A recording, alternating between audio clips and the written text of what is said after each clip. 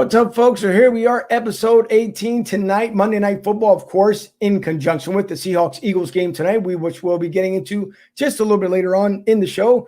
Also, to remind everyone, and thanks to Tony Bruno, who's going to be coming on with us shortly, the legendary broadcaster himself from ESPN Fox. You guys know him. You guys love him. Tony Bruno will be on with us here shortly. So, again, we do appreciate Tony for coming on. Big things to talk about, of course, when it comes to the Eagles. Wentz, Doug keeps saying the same things over and over again. We understand they're both frustrated, but now things need to happen. Things need to change. And what those changes are going to be, I don't know. We will talk about it, because if this is a loss, as we were talking about off air just not too long ago, then the loss may bode some changes as well. As we've learned this week that Jalen Hurts ended up taking additional practice reps. So does that mean that if Carson does not do as well in the first half, does Jalen come in the second half? So a lot of questions to be answered for sure. But again, we got, of course, our sponsor to talk about, and we'll bring them up real quick here before we get everything else started. And the major sponsor of the show, and the only sponsor of the show here, is Tampa Joe's, the restaurants and sports bar down there on Anderson Road in Tampa. Of course, tonight you can watch the game at Tampa Joe's if you can't watch it at home. If you're in Philly, of course, you can watch it down here in Tampa. You want to go to Tampa Joe's where they will show the game. So the official sponsor of the show being Tampa Joe's, and of course, along with them is the Philly of the South, the Philadelphia Eagles Fans Club, and that's run by Mike Klein, his 25th year into the fan club itself. So we got a lot of ground to cover. Again, Tony will be with us here momentarily. And it's episode 18. We hope to have a great night. Hopefully everyone's tuning in. We will take, of course, your comments live. If any questions, post them up in the comments. And we will see you guys just here on the other side. I'm Angel. This is Broad Street South Sports Talk.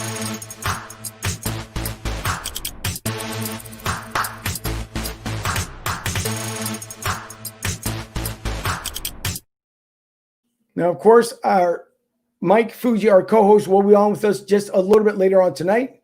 And Mike Sherman, of course, he's sports contributor. He will be on with me here momentarily. And a couple of quick things that we like to say is, of course, as we do every single week, we thank you guys and girls who view the show. We do appreciate it. Without you guys, well, we don't have the podcast. So thank you to everyone who views the show. Of course, the numbers continue to go up, and we do appreciate the love and support. At any given point in time throughout the show, if you guys want to post your comments, by all means, please post them up there. It will come up on the live feed. I will bring them up and read them as we go along. Also, if you want to reach out to us via email, it's broadstreetsouthsportstalk@gmail.com. And the ST is hyphenated, so it would be broadstsouthsportstalk@gmail.com. And again, please feel free to comment throughout the show. We would appreciate it. I'm going to bring on here in a second, of course, my sports contributor, Mike Sherman. I'm going to bring him up live. Mike, how are you? I'm doing great. Doing great. Ready for this Monday night matchup. The Philadelphia Eagles are 0-6 in their last 6 against the Seattle Seahawks. Do they break the losing streak tonight? We shall see. Sports predictions later in the show. That we definitely shall see. And you're right about that, because it's going to be, to say an entertaining night would be, I guess, do I want to say the least or the most? But either way, it's going to be entertaining no matter which way you look at it. Also, to show you guys, before we start off the show, of course, we can't forget about the people who make the show happen. The partnership with For the Bay Clothing Company. Of course, if you look for them, it is forthebayclothingcompany.com. As you can see, their website, their collections from Tampa Bay City collection to the football, to the hockey, anything that you want to find as far as when it comes to For the Bay Clothing Company. They're great quality T-shirts. They look exceptionally well. They last long, and they have a fantastic artist who puts all the logos together for those guys and girls. So if you guys want to visit the website, of course, it is forthebayclothingcompany.com. They are also on Facebook with the same address, For the Bay Clothing Company, and also on Instagram. Also, if you buy a T-shirt and you want to be featured either on Facebook, Twitter, and on Instagram, take a picture of yourself with a nice background, and they will post it up there for you, sharing the love for them, buying their merchandise. They in return will do the same for you by posting you up there. Also, another one that we have with us, of course, another small partnership is Last Out Media. And Last Out Media has just come on not too long ago, and it's with John Crichton, with John Barchard, and with Vince Quinn. And those three guys have put together 20 years worth of experience. They have a studio that they can put together for you, that you can come down and visit a studio. You can also have, if you're a starter if you're up starting broadcast, they can also coach you along the way. So if your podcast is going well, they can help you to make it better and make it more successful. So by all means, if you want to reach out to those guys, you can go out to lastoutmedia.com, which you see the website here. You can also call them at 267-902-8972. Also, they have the breakdown of how they do their studio times. So by all means, reach out to John Barcher, Vince Quinn, or John. They will set you up with what you need to make your podcast successful. So give those guys a shout when you can. I see the comments coming up. We'll get to the comments here shortly. And I think we lost Tony. He was there, and now I guess we got to wait for him to sign back on. So in the meantime, we got, again, with Tony, and let me bring up the comments here. As soon as Tony comes back up, I'm pretty sure he just probably lost connection, not collection. But he'll be back with us. I'm going to read off the comments as we have it at this point. Rick Marcus, happy Monday, Angel. Rick, happy Monday to you. Again, thank you always for love and support. And there he is. So let me take away the comments as we see Tony come back on. So the man who really doesn't need too much of an introduction, because we know and we love him. Tony Bruno, if you've listened to him throughout the years, he says what's on his mind. That's, I think, more of why we love Tony. He's been on ESPN, Fox, a pioneer of Philly radio. And it's what Tony says pretty much is golden, only because, of course, he will give you his view, his commentary, just the way it is from the heart. Tony doesn't sugarcoat anything. And that's the one thing that we truly do love about Tony. So without further ado, the man himself, Tony Bruno. Tony, thank you so much for coming on tonight. We really do appreciate it. Angel, great to talk to you. Angel and I have met, but I had never met the guru. I've met the gurus. I've met the car gurus. I've met the Fushnikins, but I've never met the guru, Mike Sherman. The pleasure. Not the former coach, of course, of the Green Bay Packers. Not that Mike Sherman. Yeah. No, that is so true. But now, Tony, listen, we appreciate, we know there's a lot of things that are going on in this world today. We got a couple of things, of course, that we're going to get together with you here momentarily, and also looking at the comments as they're coming in. We're expecting, of course, a lot of people to view the show tonight, not only because obviously you're on, we want to see what's going to happen between the Seahawks and the Eagles, more than likely, whether it's going to be a win or loss, we'll get to in a second. But coming off on some of the comments here, Tom, of course, always on the show as well, along with Rick. Hi, guys. Tom, appreciate you coming on and watching us. David Sherman, hey, my prediction for tonight is Seattle. Wow, right out the gate of prediction. 31-21, Seattle. Yet I predict Wentz plays better. Let's just hope, because at this point, we're going to see if it's going to be better or if it's going to be worse. It's almost like a marriage. Rick again says, I renewed my blood pressure meds, so I'm good. I think everyone else is going to do that tonight. Of course, my co-host, he'll be coming on here shortly. He's yelling out there, hi, fellas. Mike, we will see you very, very shortly.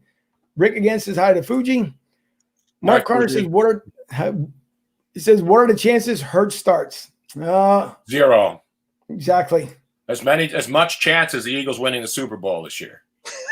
This is true. Mike Klein from Philly to the South. He's down here live at Tampa Joe's with the fans. Time for my favorite show, Mike. I do appreciate it. And of course, you guys, the T-shirts, you can always find Mike down there to buy the Philly shirts. Fuji, once again, hi, Rick. Mike from Tampa Joe's, which I just mentioned here.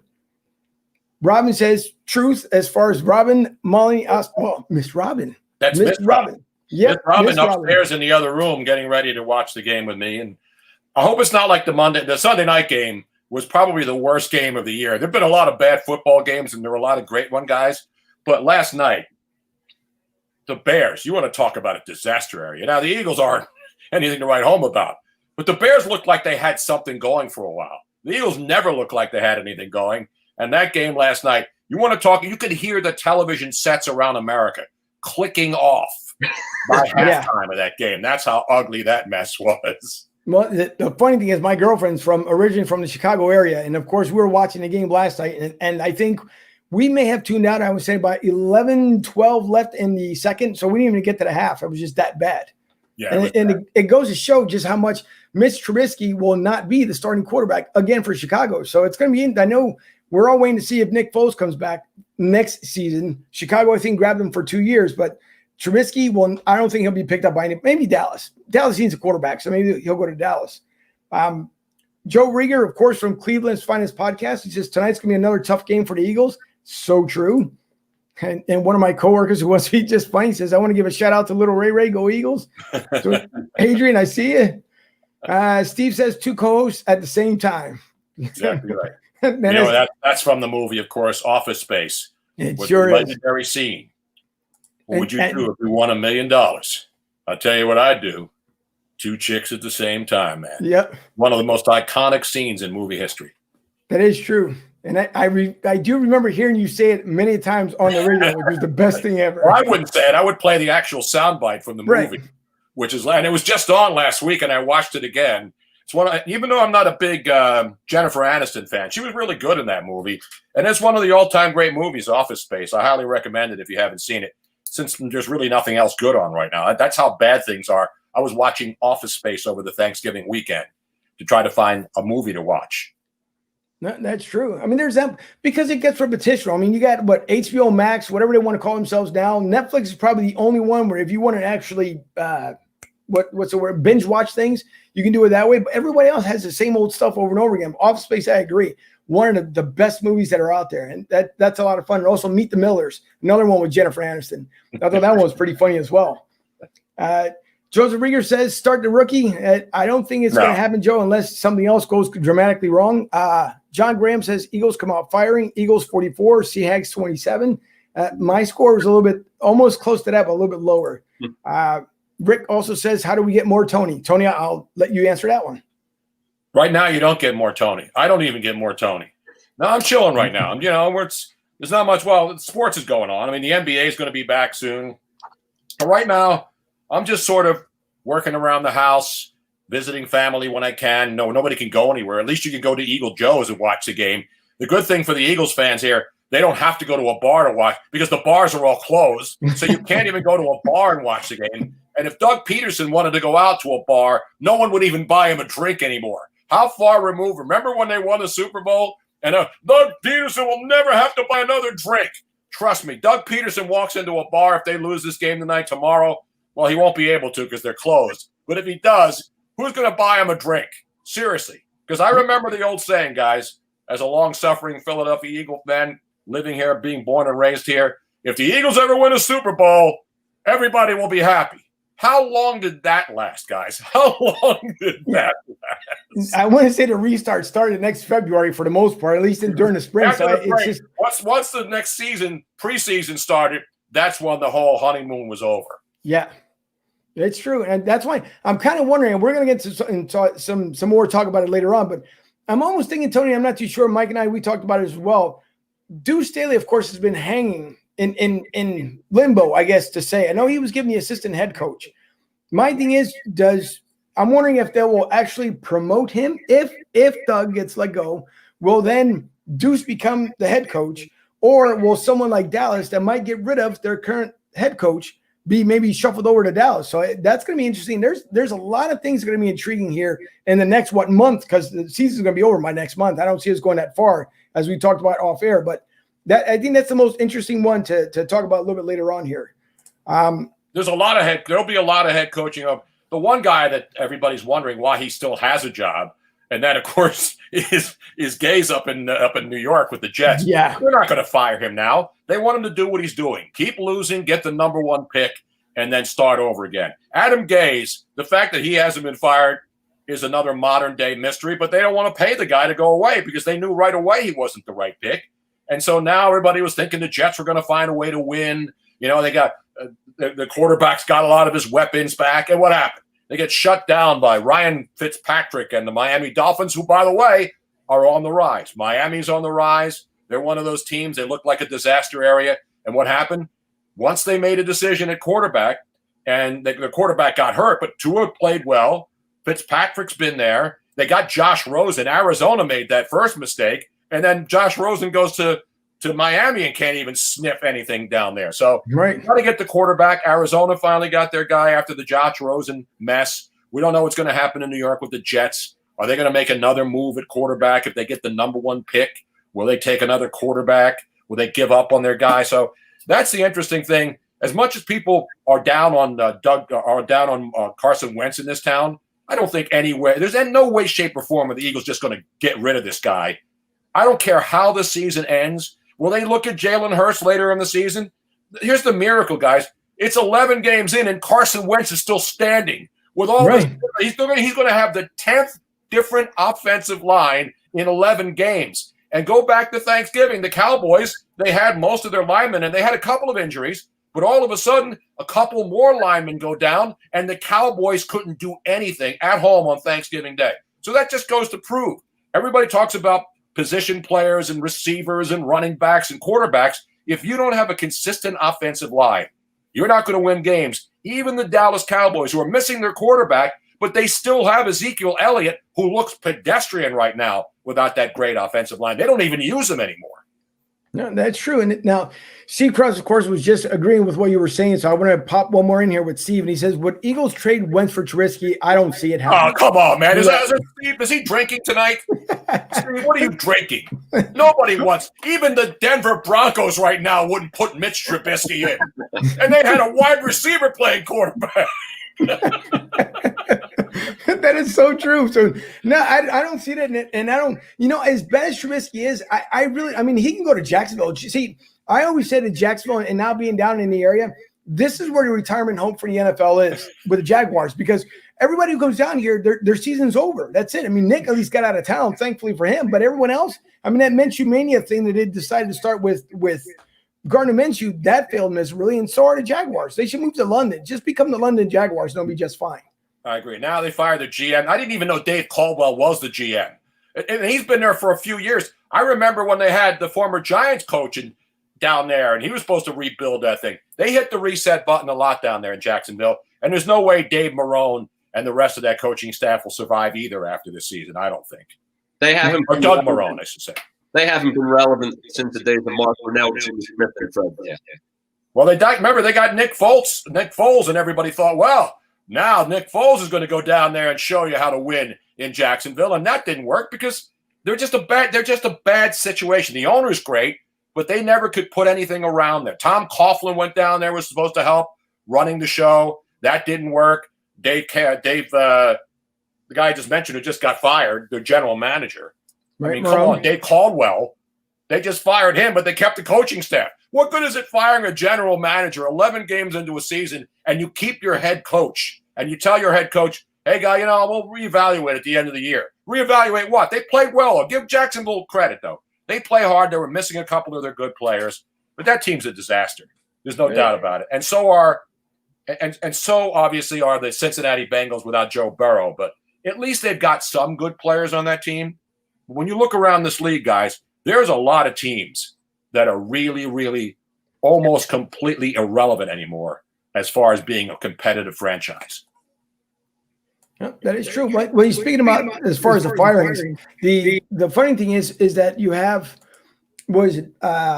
Patricia was fired. Houston, Texas coach, of course, was fired coming off the Belichick tree. And so far, the Belichick tree hasn't been as successful as the Andy tree. The only one that I believe that's going to come out successful out of the whole entire group might be the guy from Miami, Brian Flores. At least I believe he's looking at it at this point, because I don't think Matt Patricia really wanted to become the Detroit head coach when he was offered a job, because if I remember correctly, he was hired, quit, and then was talked to again to become the coach. And then, of course, now a couple years later, was it 3 seasons later, he's let go.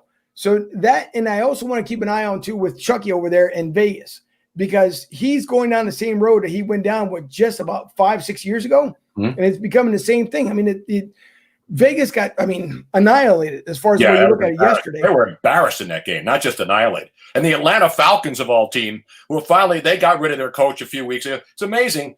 Houston waited too long to get rid of their coach. Atlanta waited too long. And now you see when you get rid of the coaches that the players lost, these coaches all lost their teams. In Atlanta, Matt Patricia, the situation with the other teams that are firing in Detroit, Matt Patricia. But don't forget Mike Vrabel, though. Give Mike Vrabel credit with the Tennessee Titans. He's got that team playing really well. And obviously when you got Derrick Henry on your roster, you take a lot of heat off the quarterback or everybody out. That guy right now is the best player in football. Is there any doubt about that? I know you could talk about Mahomes. I'm talking about a guy who makes an impact every single week. Mahomes is that guy as the quarterback. But what other running back guy, seriously, does what Derrick Henry does? I mean, the guy is an absolute beast. Correct. I will agree with you 100% there. Is there a better running back? Because we always hype up the running back. Remember, he's one of those Alabama running backs that not everybody goes crazy about, yet he has to be the best of the Alabama running backs over the last 7-8 years. And there's some good ones, but to me, Derrick Henry may be the best of the Alabama running backs in the last 10 years. And I agree. Yep, I'd have to agree because the only, I mean, if you went back, I guess maybe 2 seasons, I guess Marshawn Lynch could have been in the same conversation, but not anymore the way he's been going. But yeah, I would have to agree with Derrick Henry. I don't think anybody works harder in that backfield whatsoever. I mean, the teams try. Don't get me wrong. The other little one there from Dallas, good Lord, am I drawing a blank here? Running back. Oh yeah, Ezekiel Elliott. Yeah, Yeah. He looks like an average running back right now. Yep. And because they can't run the ball, because everybody knows that their offensive line is all hurt, and they can't run it. And at least they had a legitimate backup, though. You know, what's his name? Rick Astley back there for the quarterback for the the longtime Cincinnati Bengal. He's a reliable backup. The same thing with Washington, guys. Alex Smith has really been playing well for Washington. And luckily, he's healthy and he's playing again. And he's a competent NFL quarterback. He's been good wherever he's been. And the fact that they have him and they didn't have to force Haskins back in like they did last year at the end to see if he would have it. They turned it around. They put in a good quarterback. Dallas, I think Dallas made a good pickup at the quarterback position as a backup. Right. Because you look around the league, guys, the teams that don't have backups, they're the ones that are in deep, deep trouble right now and have no chance. And the amazing thing about the Eagles' backup quarterback, they have a quarterback now who's their third-string guy who they still don't know if he can play in the National Football League. Wouldn't you think if this guy was available, that desperate teams like Denver and other teams looking for a quarterback would make a call to the Eagles and talk about their third-string quarterback? How many snaps has he played? He's not even dressed anymore for the Philadelphia Eagles. He was the guy that was right behind Carson Wentz until they drafted Hurts, right? Right. And now and that's exactly it. He's been sitting behind, even behind the bench, if you want to call it, because you barely see him on TV when they bring the sideline cameras up. So I don't know.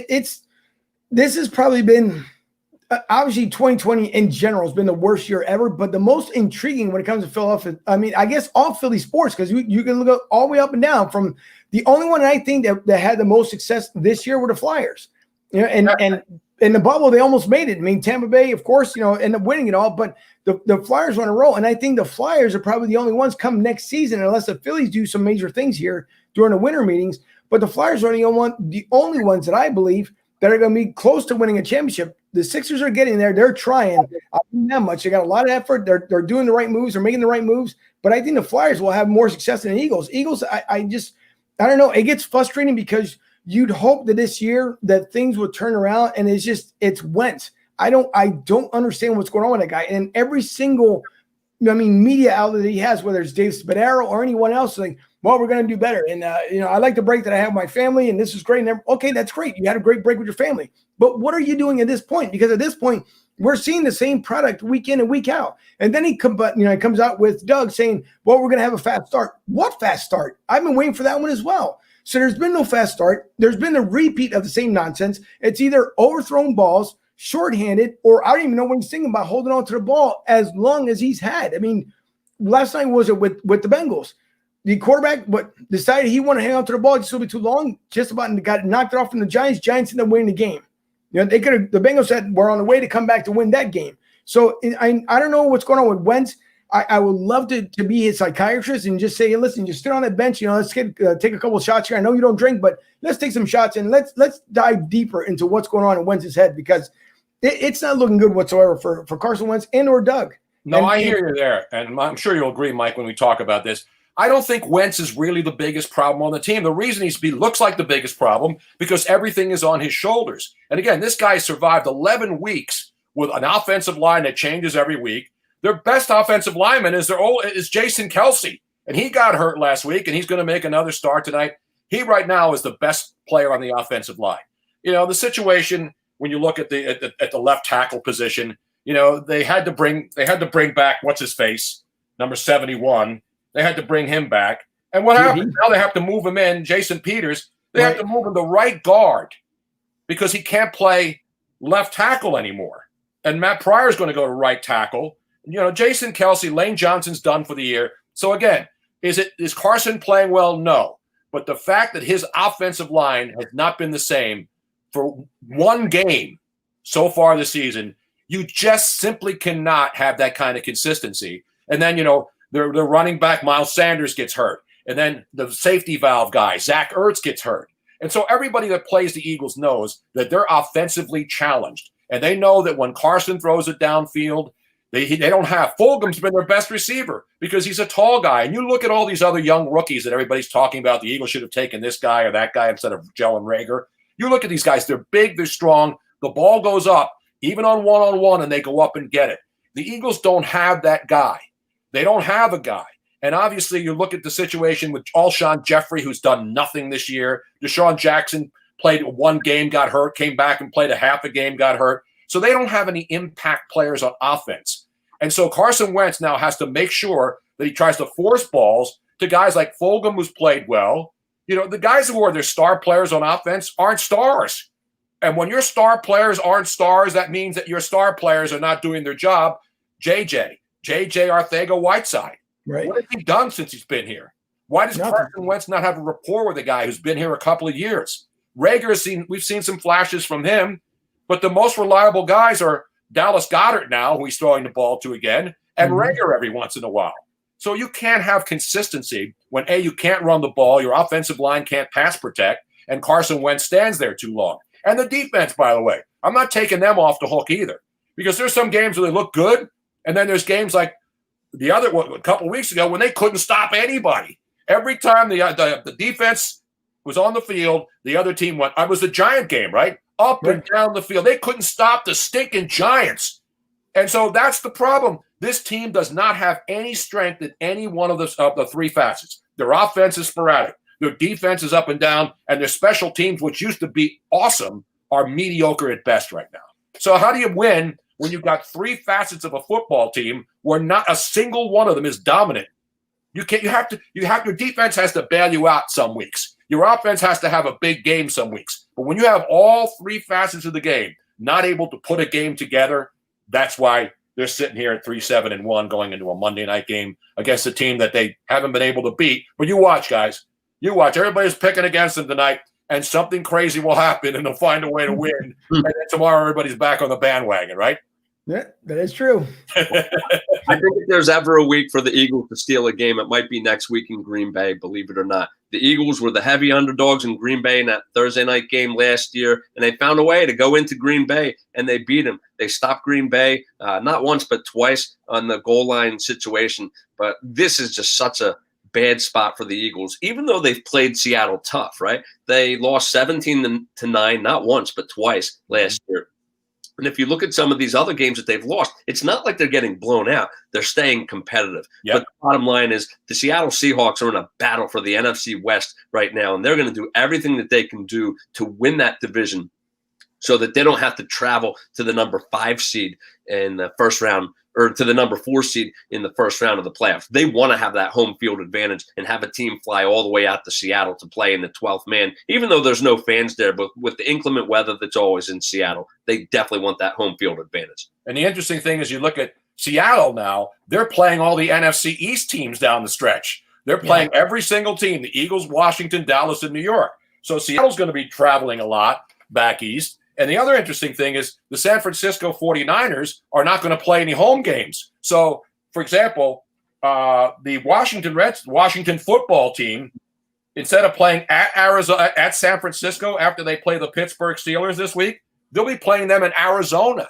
So the 49ers will not have any home games. You saw Stanford is going to be playing their games up in Washington State. So the Pac-12 is getting out of California, the teams that are there. Right. And now the 49ers are not going to be playing at home in San Francisco. So you mentioned Seattle. Seattle's sort of like back into first place. It's sort of like this NFC East. The Eagles would lose a game, and then everybody else would lose, and they'd go into first place. So the Eagles fell out of first place because Washington won and the Giants won.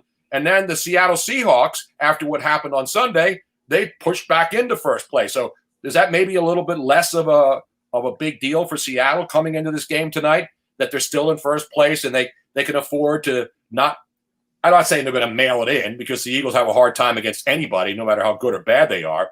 But Seattle's back in first place, and they fell into first place or went into first place without having to play a game. So I think they can look. There's two ways to look at it. Pete Carroll is going to try to bury the Eagles tonight. And if they don't play well on defense, and the fact that the Seattle Seahawks secondary has been really bad, as you mentioned earlier, Mike, their defensive secondary has been horrible. So you would think this is a great opportunity for the Eagles to feast on this team and put some points on the board. If they don't score against the Seattle defense, I don't know what's going to happen. I don't know how they stop that team. Russell Wilson is incredible. They have two good running backs. So to me, this is a hard game to figure out. It's going to come down to who can run the ball better. It's sloppy out there. It's wet. It's not a dirt field, but it's still going to be about the running game. Hopefully there's not a lot of turnovers. But, man, this is really a hard game to predict for me because everybody's taking Seattle. It looks like the easy play, but who knows what's going to happen. We just have to hope that Seattle comes out a little bit flat because they played last Thursday night, so they're on extra rest off that emotional game against the Cardinals. The Cardinals have beaten them 3 times before. And if you go back to the stats, Arizona in their last 5 games against Seattle was 4-1 in Seattle, something that you never would have thought of even before Kyler Murray came to Arizona. So that was an emotional game for Seattle. They found a way to win that game, and now they're on the extra rest, so hopefully they can come out a little bit flat and the Eagles can take advantage of it. But the bottom line is the Eagles right now, with their lack of an offensive line, they're just not good enough to take advantage of that. And I've tried to believe in the Eagles multiple times.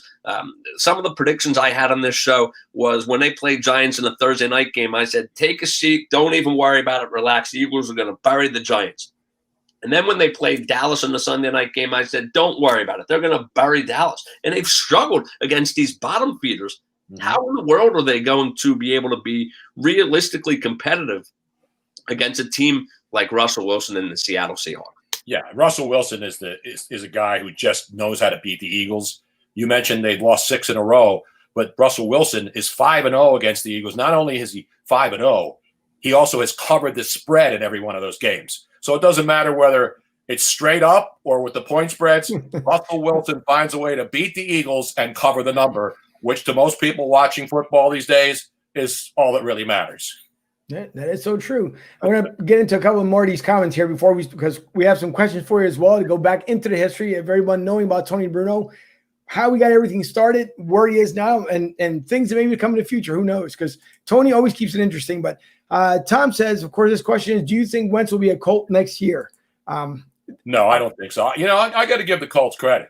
I mean, they got what's his face out of San Diego. He's playing well. I think the Colts are a good team. What happened to them, though, they got absolutely exposed, and their defense got exposed in that game because the Colts were playing well. And the Tennessee Titans, that's why I said Derrick Henry was doing whatever he wanted against them. He would run through them. He would run around them. No matter what they did with Derrick Henry, that they separated the men from the boys. So I don't think the Colts are going to make a move at quarterback. You notice they use Jacoby Brissett in the goal line, because they know that he's the guy who's going to be able to score. Their quarterback's not going to take any chances. He's got 17 kids at home, so they're not going to make any moves. But I think the Colts did a good thing, at quarterback by going out and picking up the guy in San Diego. I keep calling the guy in San Diego. He's a Hall of Famer. Phillip Rivers? Yeah. I mean, Phillip Rivers has played well for the Colts. The guy still looks good. They're a good team. But we're starting to see guys, the good teams from the potential Super Bowl caliber teams. I don't think the Colts are a Super Bowl caliber team. I think they're good. I think Phillip Rivers has played well, and they got some good players. But you look at Tennessee. Nobody keeps looking at this team. But last year, you remember, they surprised a lot of people, and then they had some ups and downs. But right now, they're rolling, and they're one of those teams you have to watch in the AFC because nobody talks about the Tennessee Titans. Everybody knows Derrick Henry because you have him in fantasy. But you look around the league now, you can see the teams. You can see even the Tampa Bay Buccaneers down there.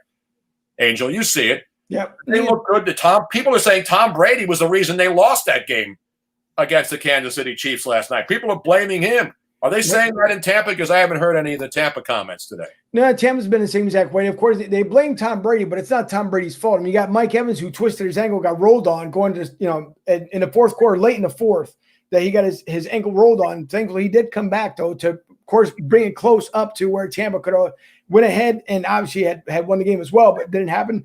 But you're going to have people who, first of all, they don't like Tom Brady.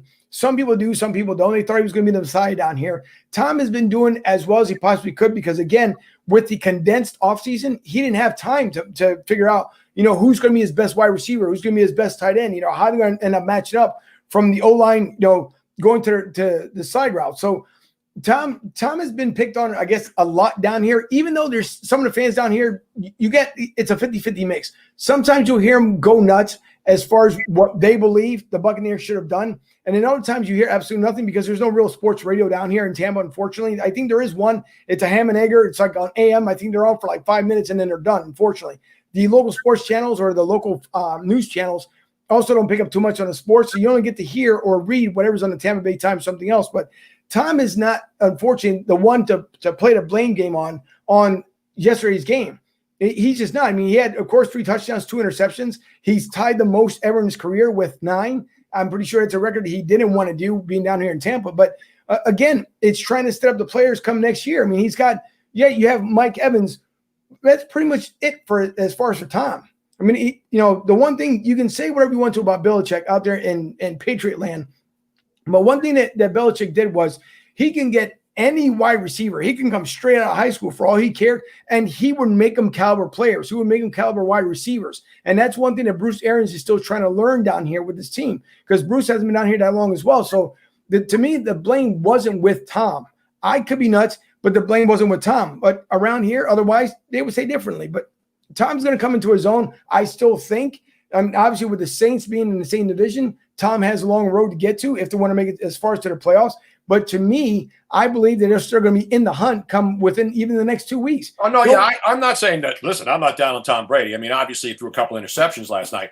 And seriously, people in Tampa know they're not angry that Tom Brady's there. I mean, they went through Jameis Winston. It was spectacular looking. Jameis Winston can't even start ahead of Taysom Hill in New Orleans after Drew Brees got hurt. So he's good, but he's not great. And the bottom line is Tom Brady is a better fit for the Tampa Bay Buccaneers than Jameis Winston, who had all the time of the world to prove that he was the guy that was going to take him to the Super Bowl, and he didn't. So to me, I think the Tampa Bay fans, let's be honest, you know this. Yeah. There are a lot of New England fans down there. There's a lot of New York fans down there. Exactly. And when the Bucs aren't good, those fans come out. Now that the Bucs are good and they got Tom Brady, they're a marquee franchise. They're going to be on all the primetime games. They're going to be flexing in the Tampa Bay Buccaneer games because Tom Brady's there, and Tom Brady is ratings gold. And when you got Tom Brady, and you'll probably never see it again, Tom Brady, against the Kansas City Chiefs and their amazing quarterback,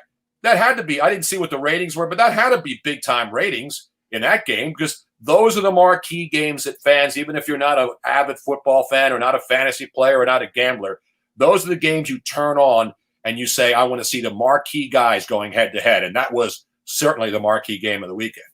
No, it was. And the funny thing is, of course, because down here in Florida, college seems to take the precedence over NFL. That's the big thing. So you got tons of Gators fans. I mean, Florida Seminole fans, you name it, that's it. But now that finally, well, even when Gronk, of course, came over with him as well, the only one that's left is Edelman. I mean, if he wants to come down here, then you'll have New England South for the most part. But I think when Tom came on, you can see it in the fan base that they actually were, thrilled and excited, something other than Jameis Winston. And God bless him, I hope he does well in New Orleans. He just wasn't getting done, especially when he went 30 for 30 last season down here in Tampa. But the fans are excited. Of course, they wanted more fans in the stands. Unfortunately, at the moment, they can't due to COVID. But you got a lot of fans that are hoping that he will be here a little bit longer than the 2 years. Bruce Arians was asked earlier this season, I think it was week 5, and they said, what would you think about Tom Brady being, playing until he's 45, 46? And Bruce's comment was, as long as his legs are good, he can play as long as he wants to. So I think with the 2 years that Tom Brady has here, I wouldn't be surprised if after the end of this season, they decide not to pick up an additional 2 years for Tom Brady because, I mean, there's not much you can do. And as far as the younger quarterbacks are coming out, I mean, your teams that are tanking, of course, are going to be scooped up first. But Tom, I think, could do wonders for this young organization that's been turning around, desperately trying to make things work. So, I mean, that's just my opinion on as far as the Tampa Bay Buccaneers. But I think Tom has been doing probably, even though, yes, he did well in New England, don't get me wrong, he's got 6 rings to show for it. It might have been cheating rings, but he's got 6 rings. But I think down here, he's actually working hard for what he knows that Bruce Arians wants and what Tom Brady wants for himself. And to separate himself from Belichick, that was the big thing. So, I mean, kudos to Tom. He's definitely been trying the best he possibly can. And I see here in the green room that just popped in, of course, our co-host that was on location. He has joined us here. So Mike Fuji, of course, here with Mike Sherman, the sports contributor, of course, Tony Bruno, the man of the hour. So, Mike, welcome. Mike's muted. Mike's muted. Yep. Mike, we can't hear you. How's everybody doing? Oh, there you go. How's everybody doing? Okay. Noise. Come on. Mr. Bruno, it's a pleasure to meet you. Remember Nick Foles said that at the Pro Bowl when he was the Pro Bowl MVP and everybody was making fun of him and he grabbed the mic at the end. He said, how's everybody doing? Yeah, come on, let's make some noise. Mr. Bruno. It's funny how many times it's still being used to today every time Nick Foles talks. Mr. Bruno, it's a pleasure to meet you. Thank you, sir. Thank you. Now, Tony, there's been a comment here, and again, we're going to get to the questions here shortly because the comments are coming in fast and furious. Steve says, when is Tony's inauguration? I need to know which mask matches my tux for the ball. Now, I am president-elect, as I say on my Twitter feed. You can follow me at Tony Bruno Show. So as a joke, I put President-elect Tony Bruno because I haven't been verified and Joe Biden hasn't been certified or verified yet. So as long as the actual president hasn't been declared, which doesn't have to happen until December 13th, because that's the day that the election will be certified. It can't be certified after that. So as long as the election hasn't been certified, I believe I have the right to call myself President-elect Tony Bruno as well until I officially concede, which will be when the Eagles concede probably in 2 weeks if they don't win a couple more games and fall out of it hopelessly, and then we'll see Jalen Hurts. That's my prediction right now as a political analyst and a sports guy at the same time. So you're getting a 2-for-1 there. Even though I don't like to talk about politics and sports, but I just gave you the president-elect explanation and when I will concede being the next president of the United States of America. Well, either way, always the way you look at it. I mean, we all end up voting you in anyway. So even it can be December 13th, doesn't matter. You can just keep it up there because we would just have fun with it until the end of 2020. That's for sure. Mr. Bruno, do you have a vice president? Elect to go. I know, but I have a lot of people hitting me up on Twitter wanting to know if they could be my vice president. And it's mostly guys. So I say to them, in fairness, I have binders full of women here. I want to make sure I look at all the candidates who I believe could be the best vice president. Miss Robin doesn't count. She's already the vice president of the household. Actually, she's the president of this household. I'm just a serf. But I will make my vice presidential selection. But I want to make sure, again, binders full of women, because there's a lot of great women out there, many of them in the sports industry. And I want to make sure before I jump to conclusions and have people begging to be the vice president, I want to make sure I vet them all properly. I hear you. That's the best way to do it. It's the best way to do it. Oh, good Lord. We have a couple other comments here that's coming up. Of course, Joe, once again, Joseph Rieger, Tony, just to let you know, he's part of the Cleveland's Finest podcast, and he was on with us not so long ago. But he's saying that Eagles 20 and the Seahawks 35. And Joe, I'm not going to disagree because it's true. Steve, once again, nope, we saw that one earlier. Go Browns for Joe. 8-3 for the first time since '94. No, the Eagles will not trade Wentz for Trubisky. Come on. I remember sitting here when that draft was in Philly that night, and I was up at the Art Museum when they had the draft there on the Parkway, and it was great. It was the first big one that they had done, and that was fun being out there. And I remember being in the room with all the media up there on the top steps of the Art Museum, the Rocky Steps as we call them here. Right. And I was sitting in the room when the picks were being announced, and there were a couple of Chicago television and radio guys that I know really well. And when they picked Trubisky, there was silence. They were stunned, like everybody else in sports media. The Chicago sports guys they were beside themselves saying, are you serious right now? And here we are all these years later. And again, I don't want to pick on the guy. This isn't a personal attack. He's a nice guy. I'm sure he's a great kid. But the bottom line is when you get picked that high in the draft, and you don't get it done in a city like Chicago, Chicago, Philly, New York, Boston, you can't go into those environments and not do anything and expect year after year of people saying, that's okay, we'll wait on it, Mitch. So now, Nagy, the coach Nagy in Chicago, he's on the hot seat now because he's got a situation where Nick Foles is better than Trubisky. But if Nick Foles gets hurt, who are you going to go to? So I think the Bears are in a bad spot. When you look at that, I think the Jets are in a bad spot when they have to decide what to do with their quarterbacks. So when you take a quarterback high and he doesn't perform after a couple of years, the natives get restless. So I don't know what's going to happen with Trubisky, but trust me, as I said jokingly earlier, even the Denver Broncos don't want Mitch Trubisky right now. And they don't have any quarterbacks. It's true. So true. That is so true. So Joe says that I think Deshaun Watson trade for Wentz would be good for both franchises. I don't see Houston letting go of Deshaun. The Houston Texans are going to get rid of Deshaun Watson. He's the only thing they got left now, unfortunately. You talk about a guy that screwed up a franchise. Nobody screwed up a franchise worse than the regime that they finally got rid of there. Because you watch this guy play. Deshaun Watson is still one of the elite players in this league. He's spectacular. He can do it all. He has fun out there. And it's a shame that the first part of the season was messed up by Bill O'Brien and that coaching staff and that front office. What they did when you see DeAndre Hopkins and some of the other players they just let go is one of the biggest crimes. And I feel bad for the people in Houston. They still got some great players. But the DeAndre Hopkins trade last year and then not having the weapons around for Deshaun Watson, there's no way. He's the franchise. He's the face of that team. If they were to get rid of him, they may as well just move that franchise the hell out of Houston because the people there would go crazy. And I feel bad for Deshaun Watson because he's a hell of a player. But there's no way the Houston Texans would trade Deshaun Watson for Nick Foles or Carson Wentz or pretty much anybody else right now. No, that's agreed. Steve says the Belichick coaching tree looks like Charlie Brown's Christmas tree at this point. Yeah, he's right about that, man. He's absolutely right about that because, he mentioned Matt Patricia. Did he at least get to take the pencil home? Did he have that in his ear at the press conference? No, I didn't. They kept it, actually. They wanted to put it up there in the non-Hall of Fame. We should do it. We should pour one out for Matt Patricia and put a pencil on our ear tonight just so we can see what it feels like to lose games. What did he win, like 13 games in 3 seasons there? And again, God bless him. He's going to get paid not to work. I mean, who doesn't want that? You get a job, you work for a couple of years, you don't succeed, and then you get paid to go away.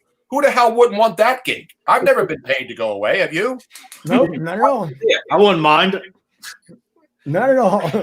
But Rick says that congrats on an amazing career. Tony grew up listening to you back with WCAU, and then now he's in Tampa, but still bleeds green. And Rick has been out here with us at Tampa Joe's. But Rick, again, another good contributor to the show. Back to Steve, where he says Alex Smith to Bears next year's stone cold lock. I don't know. I mean, I think the Washington football team is going to be in a tough spot here because if they make the playoffs, remember, this is a team that's been awful. They've been really the doormats of the NFC East. And then all of a sudden they change the name of their team. They get rid of their front office stiffs. They bring in some good talent. They get some good players. They pick up some free agents. And all of a sudden they're back. Now, of course, this whole division stinks. But when you look at the individual teams in this division, the Giants have some nice players. They actually went out and picked up some good free agents to help with that team. They lost Saquon Barkley, one of the best players in football. They could have crashed and burned. But give them credit, man. They've done a good job there. As I mentioned earlier, the quarterback's hurt. Now they're saying he's not going to play against Seattle probably. Daniel Jones, we saw him grab the hamstring. And I like Daniel Jones because I like the fact that he takes the ball and runs with it. And you saw what he did against the Eagles in those 2 games. I mean, this guy is a weapon. And people say he can't throw the football. I think he does a good job. And I think the Giants, when you look around that roster, they have some good players. They're not horrible. The Washington football team's not horrible anymore. And Dallas, now with all the injuries, they're in a bad spot. But right now, the Eagles may be the worst team in this division. This is a team that won the division last year in the last game of the season, and now they may bring up the rear when all is said and done. And so that shows you how fast a division that all can go sour, all of a sudden can stay sour the next year. But the Eagles, when you look at them man for man, I think Washington man for man is better. I think Dallas man for man is better. And I think even the New York Giants, man for man, a better football team than the Eagles right now when you look at all 3 facets of the game.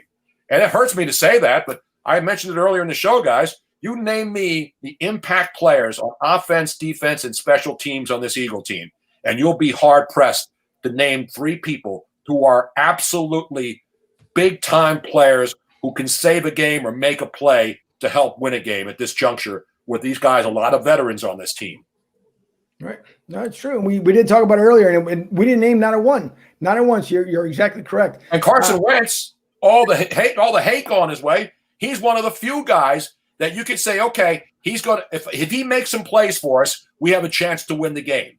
He's one of the few guys you can say that about. And so if he doesn't play well, this team doesn't win. And if he doesn't play well and the defense and special teams don't play well, then they got no shot of winning. That's the problem with this team right now. There's nothing you can grasp on and say, this is going to hit now. The offensive line all of a sudden with the 11th different combination in 10 weeks or the 10th combination in 11 weeks is all of a sudden going to click on all cylinders. It doesn't work that way. These are human beings, and the offensive line synchronicity, throw a big word at you, that to me is the hardest thing to get going on any facet of football. If you don't have a cohesive offensive line, you're not going to win football games. You're not going to win a Super Bowl with a bad offensive line. That's the problem. Right. That is true. Steve, and this is for some people that don't know, going back to like even 97.5 Fanatic Days. So it used to be a guy who called in. His name was Jose. And Jose from Norristown, a legend. Yep. And then always he would start up with the what up, yo? What up, Tony? What up? Yeah. What up, yo? One of the What things up, Mike? he would always What say up, is what up, yo? We got hockey action. Yo. We got hockey action, yo. Well, That's let's know the NBA is going to be back in a couple of weeks, right? Yeah. A couple of weeks already. Didn't it just end? They sure did. Well, I got to give a shout out to the Sixers. You know, we've been talking about the Philly sports teams, and the Phillies are an absolute unmitigated disaster. You look at the Phillies and the players they had, and the pitching was a mess, and the managerial change, and they bring in Joe Girardi.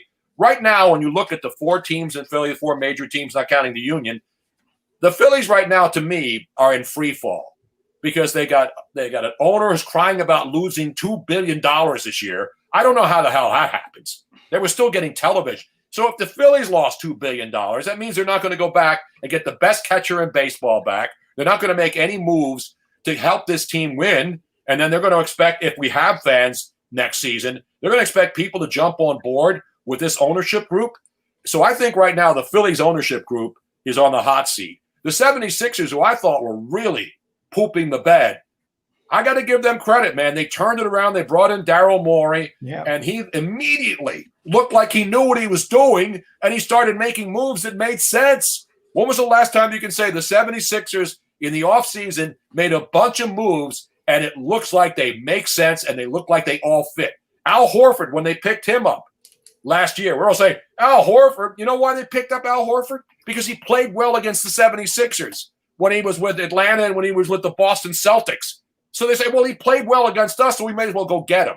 That's the kind of mindset this front office had the last few years when it came to picking up guys and letting guys go and not bringing guys back who were real contributors and just taking guys, you know, off the street or making ridiculous signings and bringing guys in for billions of dollars. So it looks like with Daryl Morey, the 76ers may have the wheels back on and have a chance to make some noise in the NBA and the Eastern Conference this year.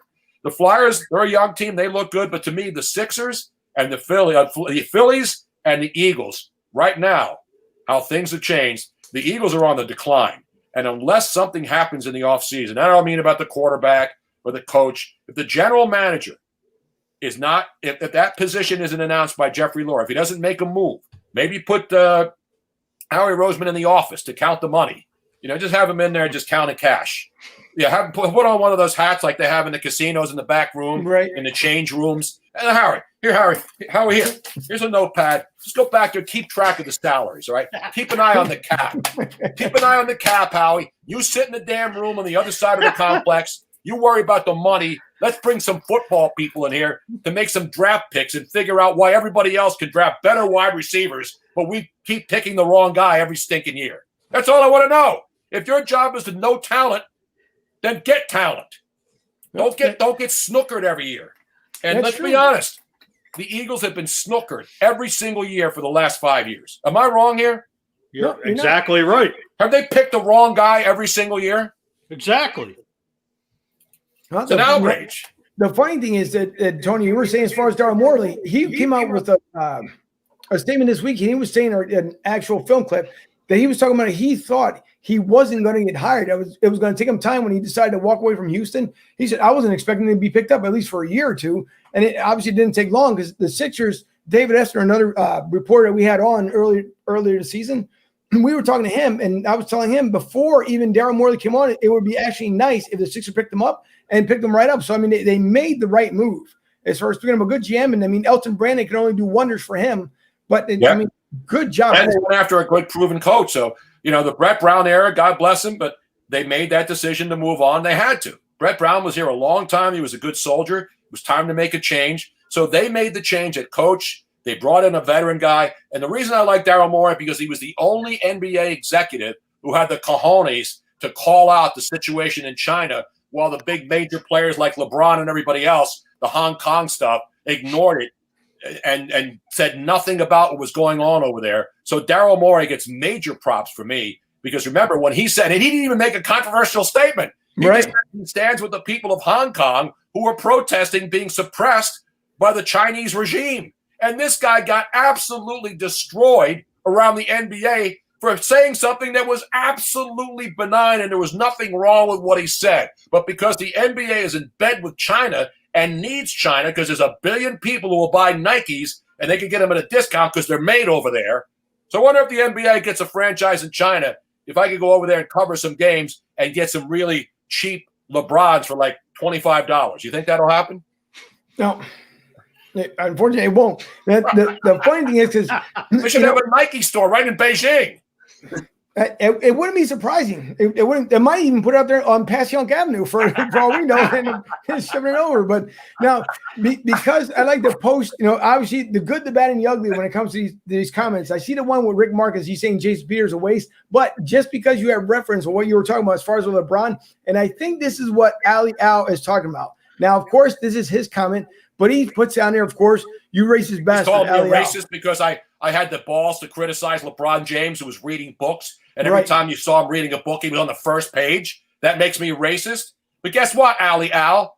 I got fired because of that, okay? You look around at the idiots in the world who are doing heinous things to people. Do they have idiots on social media sites calling for their heads and then lose their careers because of it? So you sit your ass down, Ali Al, okay? Saying something about a player doesn't make somebody a racist.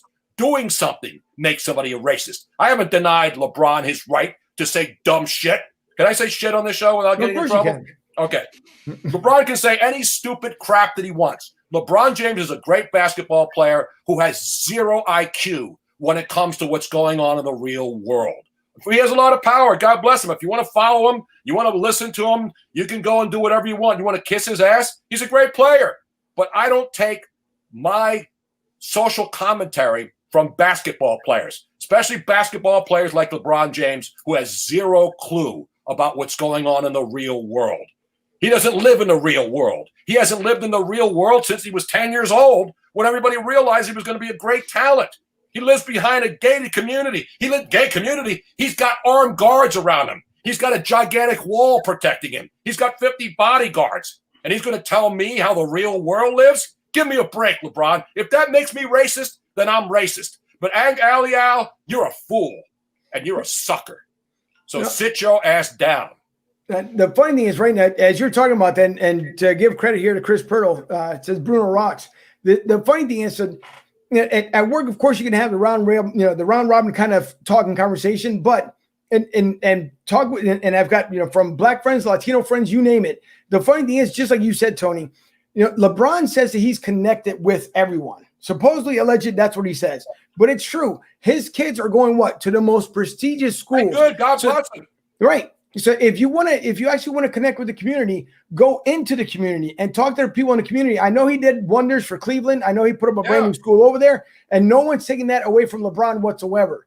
It's just there's certain things that certain guys, whether it's in the NFL, the NBA, hockey, you name it, you got to watch how you associate yourself. And LeBron at that point wasn't thinking, I guess, really well. And it's not to defend LeBron, it's not to defend Ali Al. It's just that you put yourself in certain situations, and then he didn't know how to back out of it. The other things that were talked about, and no one ever wants to talk about, is when LeBron was making the other NBA players upset because he wanted to continue his ways, and the other NBA players were saying that we just want to play.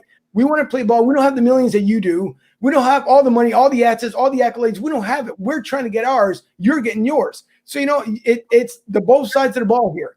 So, unfortunately, to me, I don't agree with a lot of things that LeBron says. Yes, is he one of the greatest ones that ever played the game? Of course. No one can take that away from him, and I'm pretty sure his son's going to be the same exact way as he grows up. But and God bless, that's America. See, this is what America is to me. He can say whatever he wants, and he does. Nobody's denying him the right to speak to millions and millions of people. That's what America's about. right. I speak to a lot of people. My job is not to tear down LeBron James, but I can disagree with him.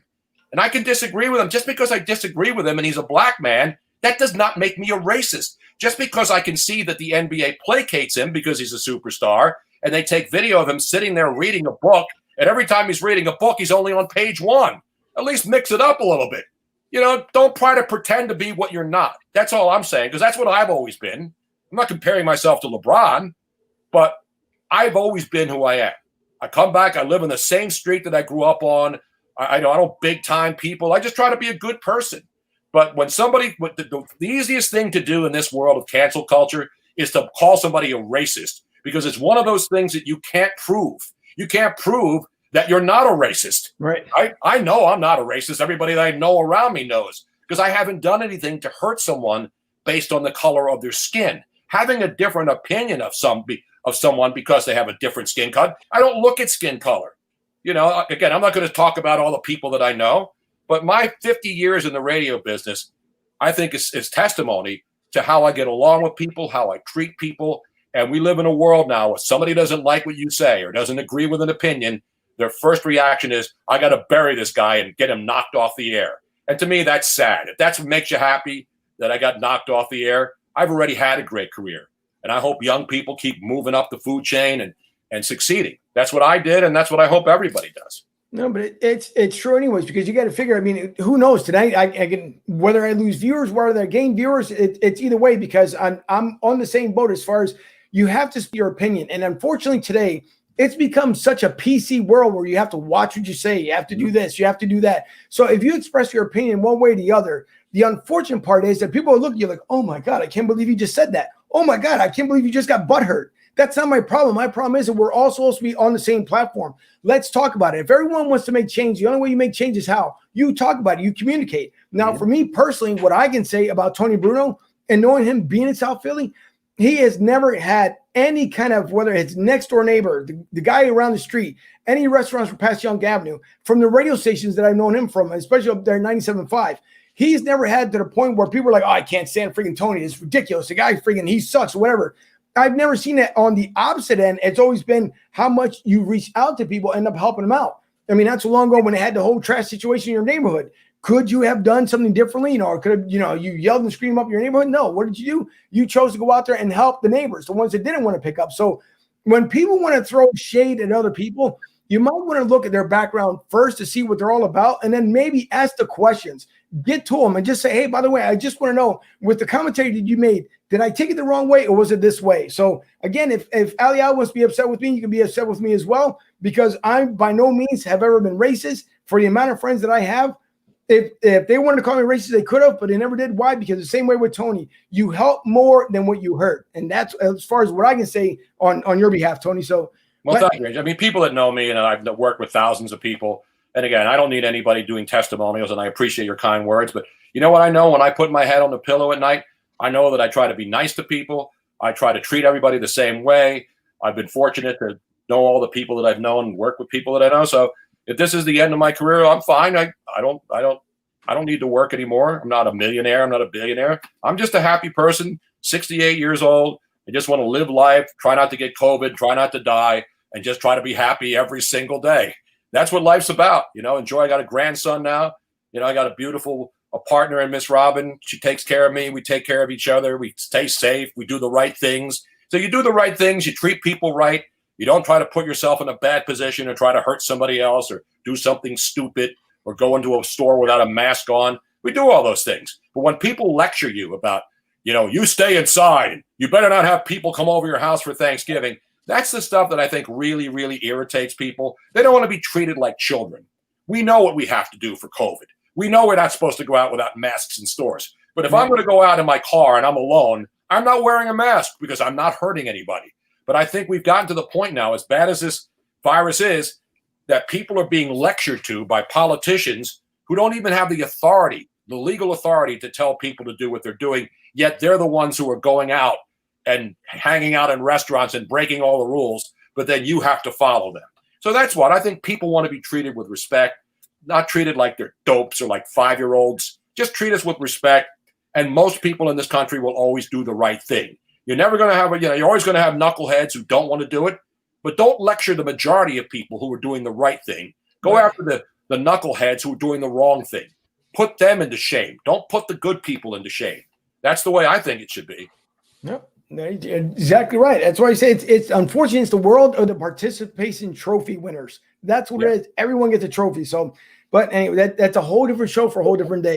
Yes. But I'm sorry for my rant, though, but I had to address that.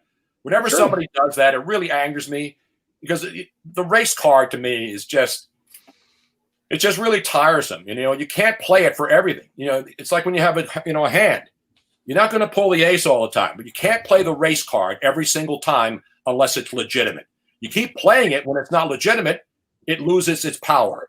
And I think that's what's happening in a lot of cases. That's true. I'm going to go through the comments here as much as I possibly can because we got about 14 minutes or so before the Eagles get their game underway with the Jaguars. But Chris Pirtle says that the Jaguars have 10 or more losses in 10 of the last 11 seasons, and that, my friends, is first in the NFL. They just keep doing it. They keep rebooting and bringing in people and quarterbacks. And you mentioned it earlier, Mike Sherman, about Mark Brunell. I mean, that era back then, the Jacksonville Jaguars came in and they had a lot of success early, and people were, wow, a town like Jacksonville, a smaller town in Florida football crazy, but they couldn't sustain it for a long time.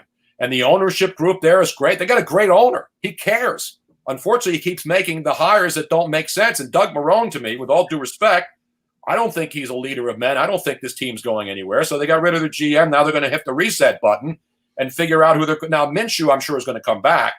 And remember, we had Minshew mania last year, as we talked about earlier. Right. But, that's what happens with these young quarterbacks. They come in, they have a couple of great games, and everybody wants to put them into the Hall of Fame. And I think that's the unfair part with young players. Guy comes in and lights it up right away, and then they expect it to maintain while other teams are figuring out how to stop those guys. And we're seeing that right now with Carson Wentz. Everybody knows how to stop this team when they don't have the receivers or the weapons around Carson Wentz to make his game easier. Yeah, that is so true. Jay McIntyre says, one and done for Rivers, Carlson to the Colts next year. We talked about it earlier. That wasn't going to happen. David is asking Chris, I was wondering why Jacksonville never made it to their Super Bowl. I guess touche on that one. The Belichick coaching tree is about as good as Nick Saban's. That's a tough one there. That is true. But John Graham says the 1 year the Jags didn't lose 10 games, they came within 3 minutes of going to the Super Bowl, which is exactly right. Yeah. Steve, of course, he's been chiming in a lot tonight. He says 3-7-1. They have the NFC East right where they wanted. Exactly. Kimberly Callahan says defense has been taking a beating with the offense, leaving them on the field so much. I know, I agree, Kimberly. But you saw it. They looked terrible against the Giants, and then the defense comes out and plays better the next week. And the Eagles haven't been getting torched. That's the thing. It's not like they're giving up 35 points and a half like we saw yesterday. Did the Raiders give up 35 points and a half to Atlanta? Was that the game, or was that which game was that where it was a 35-point first half? I think that was the Atlanta Falcons. The Atlanta game. I'm certain it was the Atlanta game. Against the Raiders. Was that not a 35-point first half? Yep, it was. I believe so. So the Eagles defense has to play consistently, and they don't. I saw that Jim Schwartz says he doesn't want to blitz a lot, against Russell Wilson, and he's tried that. And the thing about Russell Wilson, if you blitz him and there's an opening in the middle, he's going to take off and get the first down and beat you with his legs. So that's the biggest problem this Eagle defense is going to face. But to me, the Eagles offense has to perform better. They have to run the ball, and they have to be able to take advantage of that secondary of the Seattle Seahawks. And the wide receivers, they have to catch the ball. Carson's got to put it there, but they've got to catch it. You can't have drops in a game of this magnitude. I'm telling you guys, if the Eagles lose this game tonight, they will finish in last place in the NFC East. And that's not me wishing that. That's what I see happening here, because it's not an easy path the rest of the way. Right. I agree. It's just reality. Yeah, I'm just trying to deal with reality. I'm not going to be a homer here and say, yeah, I think the Birds are going to win tonight. Yeah, go Birds. Let's go outside and pop a keg outside. Let's get a couple of Schmitzes in here. Well, David Sherman says, I can't even go out on the street and tailgate because it's raining. That is true. And it's a cold rain. So it'd be different if it was a warm night, but it's a cold rain. Terrible. Nobody wants to be outside. We had thunder here today. Did you hear the thunder there, Mike? It was thunder out there. That's incredible. For late November, that's even more insane. But then again, things have been crazy in 2020, so and not surprising whatsoever. I mean, so David says that, John, I hope Jacksonville does not become the Seattle Mariners of football. Chris Pearl says we almost had a Blake Bortles versus Nick Foles match in the Super Bowl. Yeah. That is true.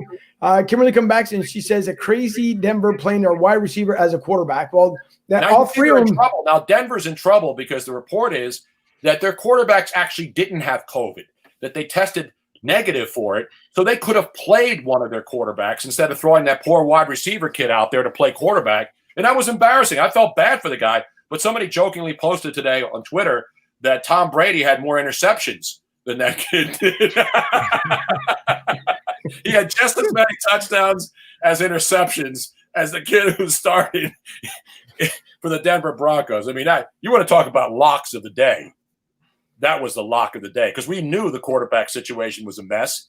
And so I don't think they pulled that game down on the lines because I had it in a parlay. And, of course, I had a 3-team parlay yesterday, one of the few bets that I make on sports up on DraftKings, 3-team parlay. And I had, obviously, the Saints was easy. And who was the only loss I had was the stinking Minnesota Vikings, who should have lost that game, come back and win by a point, and they were 3-point favorites. That cost me a 3-team parlay. But for the most part, we're seeing the teams that are good rise to the top now, and we're seeing the pretenders all start to fade away. And the good thing for the NFC East is that they're all pretenders, and now we're getting down to the nitty-gritty where one by one they'll start falling. And the fact is, you look at the Eagles, guys, they've already played Washington twice. They've already played the Giants. They played the Giants twice. They played the Dallas Cowboys once, and they beat the Cowboys once. So they got Washington at home. They got Seattle, then at Green Bay, the Saints at home, then at Arizona, then at Dallas, and then Washington at home. So they still have those. They still have 2 divisional games, Dallas and Washington, the last 2. But, Green Bay is going to be tough. The Saints at home is going to be tough. And at Arizona, with Kyler Murray and that crew, that's going to be a tough game too. So this is not a cakewalk.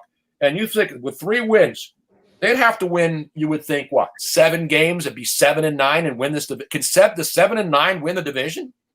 Possibly.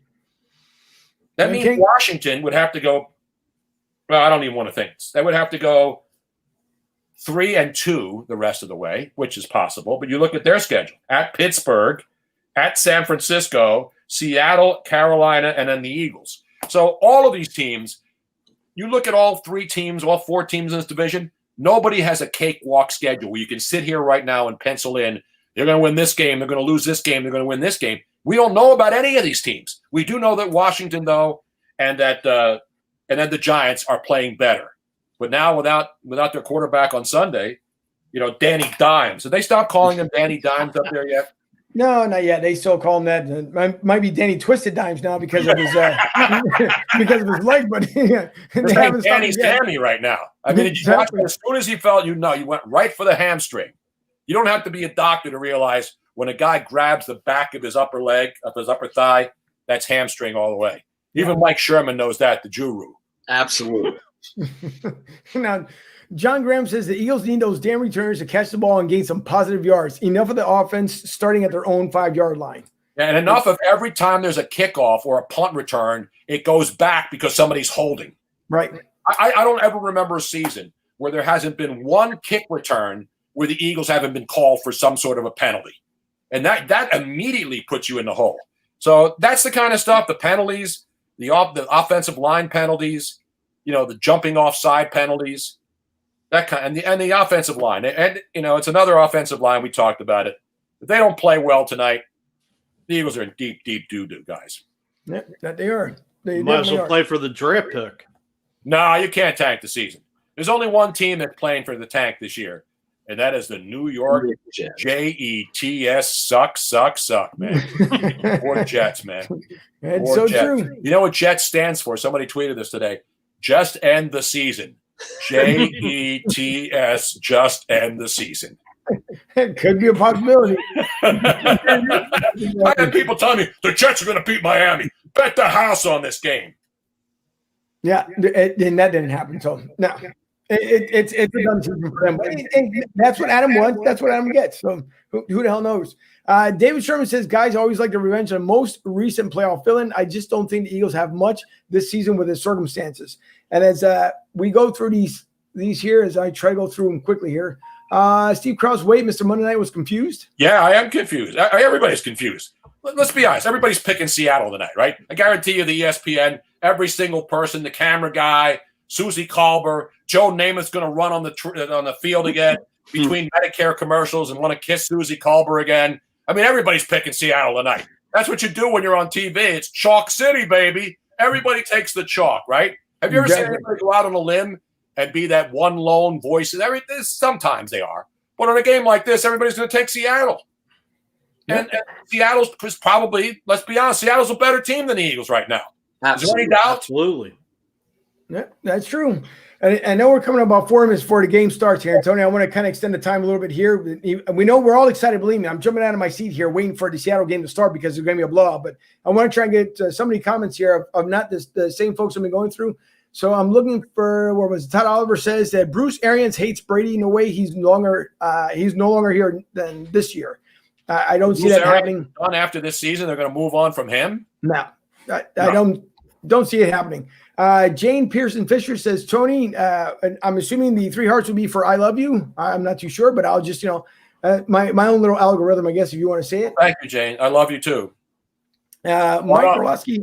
What up, Mike Orlowski? Any relation to Dan? No, that's Orlowski. They spells it differently. Yeah. So it'd be completely different. I'm trying to get to you. Let's see. Polish power.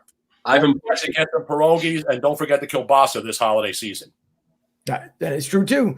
Dan De Rosalia says, Rosen isn't in Miami, he's in Tampa. I know I said Miami, but, of course, the great, UCLA great, Josh Rosen, number 1 pick of the first-round draft pick of the Arizona Cardinals.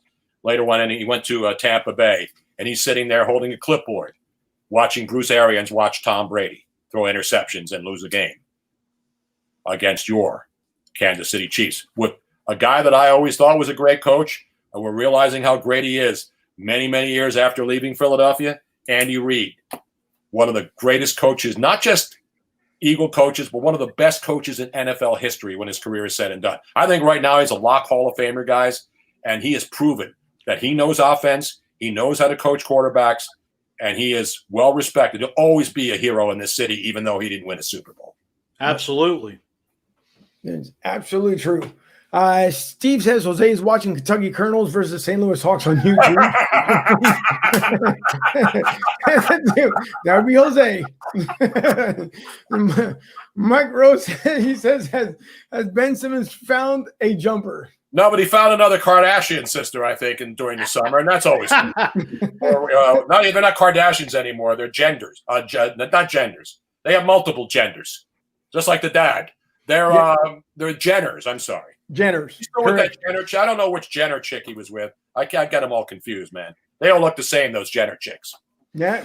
Well, because they look the same exact way too. The lips, you name it, it's all identical. It's funny though how they have more money than the state of California. That to me is absolutely insane. When you think They're the only people in California are allowed to go out and do whatever the hell they want. Everybody else is locked down. I mean, that's amazing. The San Francisco 49ers can't play any more home games for a couple of weeks. And Stanford, and I'm sure UCLA and USC, they won't be able to play in California either. What the hell is going on out there? Who the hell knows? Matthew Rissy says Tampa Bay, and another Jose reference here. I think he means Tony Bruno, not Tampa Bay. Come on, man. All right. I want to make sure because, hey, who knows? I'm down here, but it's true. I'll give him Tampa Bay. I mean, sorry, or Tom Brady or Terry Bradshaw. There you go. Or Tony Bruno. That could be it. But as long as it's not tuberculosis. That's bad BP. That's true. Another, of course, show reference. The answer is 4. Back to school, baby. How many times are we going to pass the ball before we shoot? Coach Exactly. Norman Dale. Right. Michelle Martin. Come on, man. Didn't you guys see Hoosiers? Yeah. Yeah. It's one of the greatest scenes of all time. Kids are sitting there, all the white kids in that locker room at Hickory High, and they're sitting there moping. And then Coach Norman Dale comes in and has to tell them about moving. How many times we're going to pass the ball before we shoot? And then they say, 4. Thank you, Michelle Martin DeGaulier. I think so. Thank you, Michelle. See, the women love this show. Yeah. Women love this kind of sports talk. You know what I'm saying? They absolutely do. And Steve, of course, get some facts. Come back and see me. So a lot of references being said from former shows, but it's pretty. You know where that came from? That get some facts and come back and see me. Who was the coach who said that? Oh no, not North. That was Jim Calhoun of the University of Connecticut. That's true. They were giving him hell up there, the media, and he said, "Get some facts and come back." See, I don't have my sound effects machine here. No, but that's what everybody's used to saying. Of course, and if you follow along, of course, Tony Bruno, who's been on radio for many years, anytime you hear a reference, and you can hear, the funny thing is though, Tony, that you can hear it on the street somewhere, and it's automatically like you associate certain things with certain people, and so there, like Jose, Tony Bruno, and there's so many different statements that can be made, but it's funny how people just bring up shows past and how you can remember and just the nostalgia in it. They remember all the little stupid things like sound effects or drop-ins or those things. They don't remember any of the like legitimate stuff. That's why you always see these headlines about celebrity stuff, because that's all that really matters. The real stuff doesn't matter. We want to watch The Bachelorette. We want to watch all of this stuff and escape reality. And so that's what people like. They like the silly stuff. I mean, yeah, we get to the meat and the nitty gritty and the meat and potatoes. But when all's said and done, people just want to enjoy themselves. They want to laugh. They want to have fun, whether it's sports, whether it's their own personal life. It's just about enjoying life, man. Just enjoy life every day. That's what I try to do. No, that's exactly what everybody tries to do. Let's go with Chris says Tony laying out facts. Spit and game, you can say. Just spit and game. Spitting fire tonight. That's true. Steve says my days aren't the same since no Tony show, but my days aren't the same either since there's no Tony show. And Miss Robert says, "You are right about that, boss." And that, you know where that came from? That came from Ryan Seacrest, who I read today is selling his mansion in L.A. for $85 million. Good. Ryan Wow. Seacrest. Yeah, it's right about that, boss. Who was it? Just one of the actors. Good Lord. John Voight, I believe, came on today and also said that he's tired of the lockdown and everything that's going on in California. So apparently the Stars are hightailing out to Nevada and Arizona. They're pretty much done with Cali. Yeah, they're getting the hell out of there, man. The problem is they can't find any U-Haul, so the only people who can leave are people with private jets, and those are all the rich people. Even LeBron's thinking about leaving L.A. He's going to demand that wouldn't it be something if the NBA says the Clippers and the Lakers cannot play games in California because it's not safe? Where are they going to play? They're going to go back to Disney? Can you imagine that if they have to do a bubble again in the NBA? Right. Now, and I don't think it's going to happen. Well, Toronto now can be actually nicknamed the Toronto Tampa Raptors because they'll be down here coming next month. So they're going to be practicing down here since Tampa's been looking for a team. Maybe Toronto. I don't know. Maybe, if they want to leave Canada. Down there in a month and just do my shows out there from, from Dale Mabry Boulevard. I mean, the Super Bowl is going to be there, guys. I don't know if I'm going to make it to the Super Bowl in February this year, though. This could end the streak. This could be a Cal Ripken-esque streak if I don't go to the Super Bowl this year. Yeah, but okay, so what we could do then, because there are well, I don't want to go over to Yankee Stadium because that would be really bad. But down the street you have the Odyssey, Odyssey something. 2001, yeah. There you go. And of course, the legendary place, of course. Exactly. So we can sit out there. That would be far enough, and we can sit out there and get some entertainment, and we can talk about the game as well. So and it's not that far away. And I have a 6-foot ruler from back in the day when the Tampa strip clubs were told that they could not get. This is way before COVID. I'm talking about in the early 2000s when the Tampa strip clubs were not allowed to have the dancers, and it had nothing to do with diseases.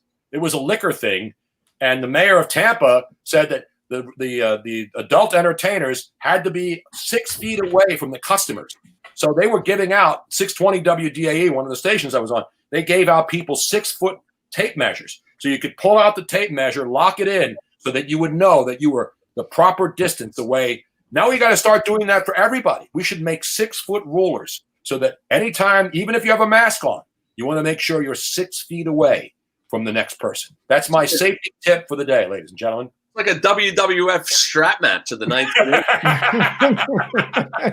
Hey, it could be. You're right. It could be. Robert B. Carrier says, "Rolling applause for having Tony back," and that's true. Of course, we appreciate Tony coming on tonight. I know he could have been anywhere else in the world, but he came on tonight. We do appreciate it. Miss Robbins says, "The Couch Guy Collins says he's watching right now."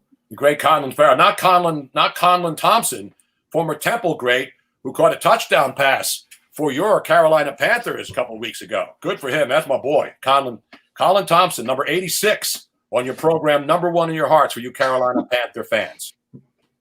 Well, yeah. Mark Betty says it's 8-10 and Wentz hasn't fumbled the football yet. It's going to be a good night. So, wait, is that game underway already? Yeah, the game's underway. Oh man, I'm missing the game. Oh. Did the Eagles defer? Did they take the football? What did they do? Right now, Seattle has the ball. I'm kind of looking at it here, the side monitor. It looks like Seattle has the ball at the moment, if I'm looking at it correctly. TV on now, man. You should have it on here. There you go. Drew selection, 35-24 Seahawks. But you might want to defer to Mike Fuji because we made picks, and he was the only one who was 4-0 in his selection. All right, Mike, everybody give us the picks because the game's underway. Yep. 35-24 Seattle. 35-24 Seattle. 35-24. Fuji? 27-20 Seattle. My ridiculous number is going to be 45-3 Seattle. Wow, come on, man. I'm going to say it's going to be 24-20 Seattle. I said 27-20 Seattle. Yeah, so I'm right there with you. So we'll see what happens, guys. Yeah, we will. Miss Robbins right too. And I'm going to crash in your garage. If you got a garage down there, I need a place to stay, man. Listen, you'll have the presidential suite. I'm going to have it all hooked up for you over here. We talking about you, Mr. Robbins. We're gonna have everything set up for you. Don't worry. There's going to be a fanfare. You're going to have a private escort coming up from the front gate. I'm going to be America's. Robin and I are going to buy an RV, and we're going to become America's house guests and just go from city to city and crash in people's houses. Well, we'll have an RV though, but we'll come inside, and you can come into the RV. We'll have some cocktails. We'll open the outdoor kitchen. Because you got to have outdoor kitchen and room for entertaining. You know what I'm saying? Exactly. Yeah. You guys know you have a place down here, so don't worry about it. I'll make sure we'll get my producer. She'll take care of all the flowers and candies and everything else that we need to make sure we get a proper welcome down here in Tampa. So by all means, come on down. Especially they got the RV Man Fact show coming up in January. I know. We may be down for that. We'll be down. That'd be a good thing. At least Florida's still open. Well, the good thing is the governor already said, one is he's not closing the schools, and two, he will not shut down Florida whatsoever again. So, and I believe the same is 12,500 down there in Tampa when everybody else has empty stadiums. Yeah. Well, right. I think one quick comment here to Jenny. Please say hello to Tony for me, and I wish you both the best. Thank you, Sakani. It's Sakani Alette Jackson? Yes, I believe so. Yeah, Alette. Yep. So hello to the both of you guys. T Jackson and Y. That's who that is. And then Steve says, come see Bass Pro headquarters in Springfield, Missouri. Love Bass Pro Shops and Cabela's, of course. Yeah, that's true. Here in Pennsylvania, near Hamburg, Pennsylvania. But Tony, we don't want to take up too much more of your time because obviously the game is on. I know you want to watch it, and we're going to see it from here. We will probably be back on here at half if you'd like to come back on at half. We'd be more than happy to have you in here, break it down. Ugly, guys. I may be busting up my TV and my computer, so I may not have any capability of broadcasting or streaming. All right. Fair enough. You guys stay on during the game? What? Well, you guys are staying on? You're not signing off? No, we'll end up signing off. Usually we sign off and then we come back at the half afterwards. But because you can't, of course, I can see the game from my other monitor from a distance here. But the only problem is I can't have it on because my TV is behind the other TV. I shut off, but you're not allowed to have a game live behind you, or else you get sued by the NFL because we don't have express written consent of the National Football League. It's prohibited. It is prohibited. Yeah. That's just it. So unless your TV or somebody else was magically turned the other way, it's the only way that we wouldn't be able to see it. So the announcers on this telecast. Yeah. What's the rest? Let's pause 10 seconds for station identification. I don't even know what channel ESPN's on. Are you in Philly? Yeah. What channel is it on Fios? That I'm not sure. I thought you had Xfinity. 7. Don't you got the voice remote? Just sit ESPN. No, I'm thinking Netflix, stinking Fios doesn't have it. They have it, but I'm not upgrading my box to get voice remote. The only good thing about Comcast is they have voice remote. Very true. I got to try to find this now. All right, guys, you keep going on until I find the game here. Not a problem. 806. 806. My wife is saying 806. 806 on Fios? I don't know. It's not on 806. I don't. It must be our Comcast. Sorry. Steve says channel 4. It's not Channel 4. The answer is 4. Yeah. See, even I missed that one. So yes. We're scoring 7 years ago. Yeah. To everyone else, as Tony finds the game here, of course, we don't want to be put into any kind of trouble here. Oh, I missed one here from Steve. Steve says the world needs Tony Bruno back on the major airwaves in 2021, Barstool Sports or some other venue. He brings it every time and drops the knowledge. So true, Steve. So very true. And who knows? Listen, 2021 can bring Tony back. We don't know. We hope that we get to hear Tony. If not, worst case scenario, he knows he has a home here with Broad Street South Sports Talk. So come on at any time, because we know we would love to have you back on. We'll do it live when I come down there. We'll do it live. No, sounds good to me. We'll do it live. We'll do it live. There we go. It'll work. Jane Pearson says it's on channel 6. You might want to check channel 6. Is that ABC? Also, they have it on the local over-the-air. Well, it's Disney is ABC. So yeah, so it might be on there. Oh yeah, they did. They put it on. Did they take the Bachelorette off for this? That would be shocking. Maybe that's a ratings killer. But to everyone else here who I did not have, unfortunately, as I'm trying to go through, there were lots of comments tonight, guys and girls. I appreciate it a lot. Miss Robin is correct. When you guys come down, you definitely have a place here. So again, the golf cart actually, Tony, will have the clubs in it and everything else that you need because I got my clubs right there. You see them? Yeah, my clubs are right there. No, listen. When we go on golf, there they are. See them right there. My own bag. I got my own Tony Bruno bag. That's right. Listen, bring that down there, and I'll make sure I'll get the emblem for the President of the United States. I'll get it on the golf cart here. They'll love you over here on the golf course. Awesome. Yeah, awesome. It'd be a great thing. For everyone else tonight, obviously, we have the game's on, so I know people are dying to watch the game. Me, I can see it from here, but not. They're going for it. They are not settling for 3. They're going on 4th and goal inside. They're at the 2-yard line. Wow. No respect. Sure will be. The Eagles stopped the Browns last week. Let's see if they can do it against a real team. That was last week. Yeah. This is Russell Wilson. Yeah. Goal. Well, they stuff it for a loss of 5 yards, and the Eagles' defensive line comes up big. Derek Barnett read it all the way. Wow. Now, that I'll end up missing because, of course, I'm on the Tampa delay, so I'll get that about 20 seconds later after you guys. How about that play? Was that Chris Carson they stuffed?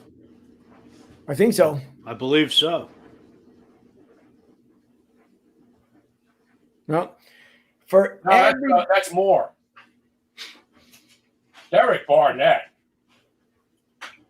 Well, at least the defensive line playing strong again. One thing about the Eagles' defensive line, though, in those situations, they've always been good at that. And everybody knew it was going to be a run.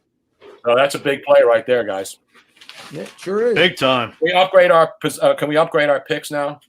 No. Once they're out there, they're out there. You got the under. The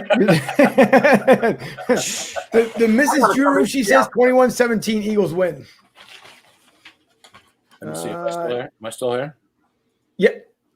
I can still hear you. You're still here. Mrs. Juru has 21-17 Eagles. Mrs. Juru checking in. Robin saying, you're going to get them in trouble showing the TV screen behind you, damn it. I did live play-by-play. I could be doing live play-by-play as long as I don't show the picture. And what are they going to do? Come down here and sue me? What are they going to do? Well, we'll just get the strike. Block it. Yeah. Well, we'll get the strike from YouTube for sure. You know, this content is whatever they usually put up there, but that'll be the different thing. Can you still see it? I got a block. No, unless there's is the other TV on the other side? On the other side, but I turned it. That was on Comcast, and this one's on Fios. But I got mine on. Out now. I got to do it this way. Well, you can still see it though, right? Yeah, unless you're sitting in front of it, maybe not. But yeah, for right now, I can see at least the commercials. Let me see if I can turn this way. I don't want to drop this computer. I dropped Robin's computer and shattered it. Oh no.